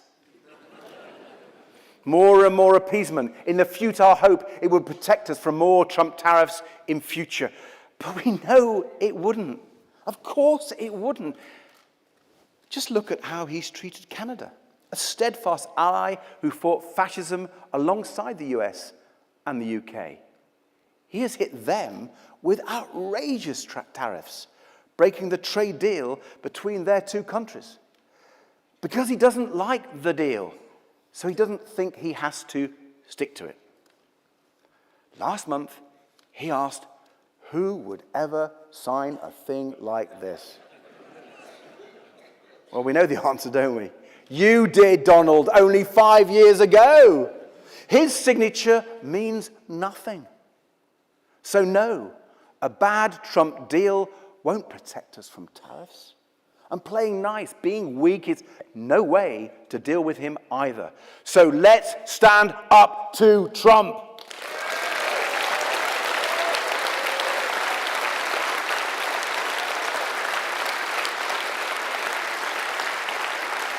Let's stand side by side with the EU and with our Commonwealth ally, Canada. I urge the Prime Minister to bring those leaders together here in the United Kingdom to agree a coordinated response to Trump's trade war, just like the Prime Minister's rightly done on Putin's murderous war.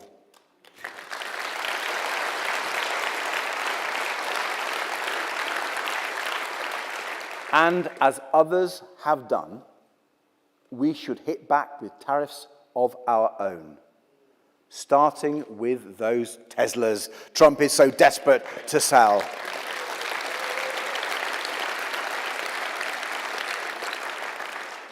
And conference, let's put ourselves in the strongest possible position by rebuilding our trade with Europe.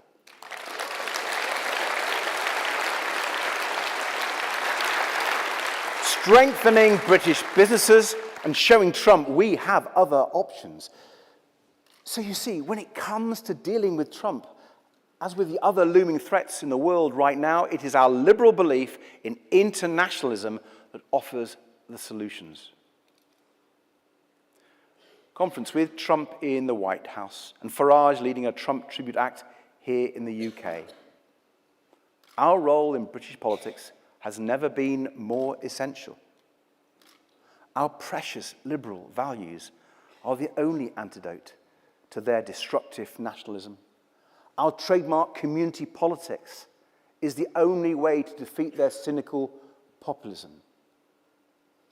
The threat they pose is grave. The challenge before us is great. This is a battle of competing values, a battle of competing visions, a battle for the future. We didn't choose this fight, but friends, I know you are up for it. I know together we can win it. For the future of our democracy, for the good of our communities, for the love of our country, let's go to battle!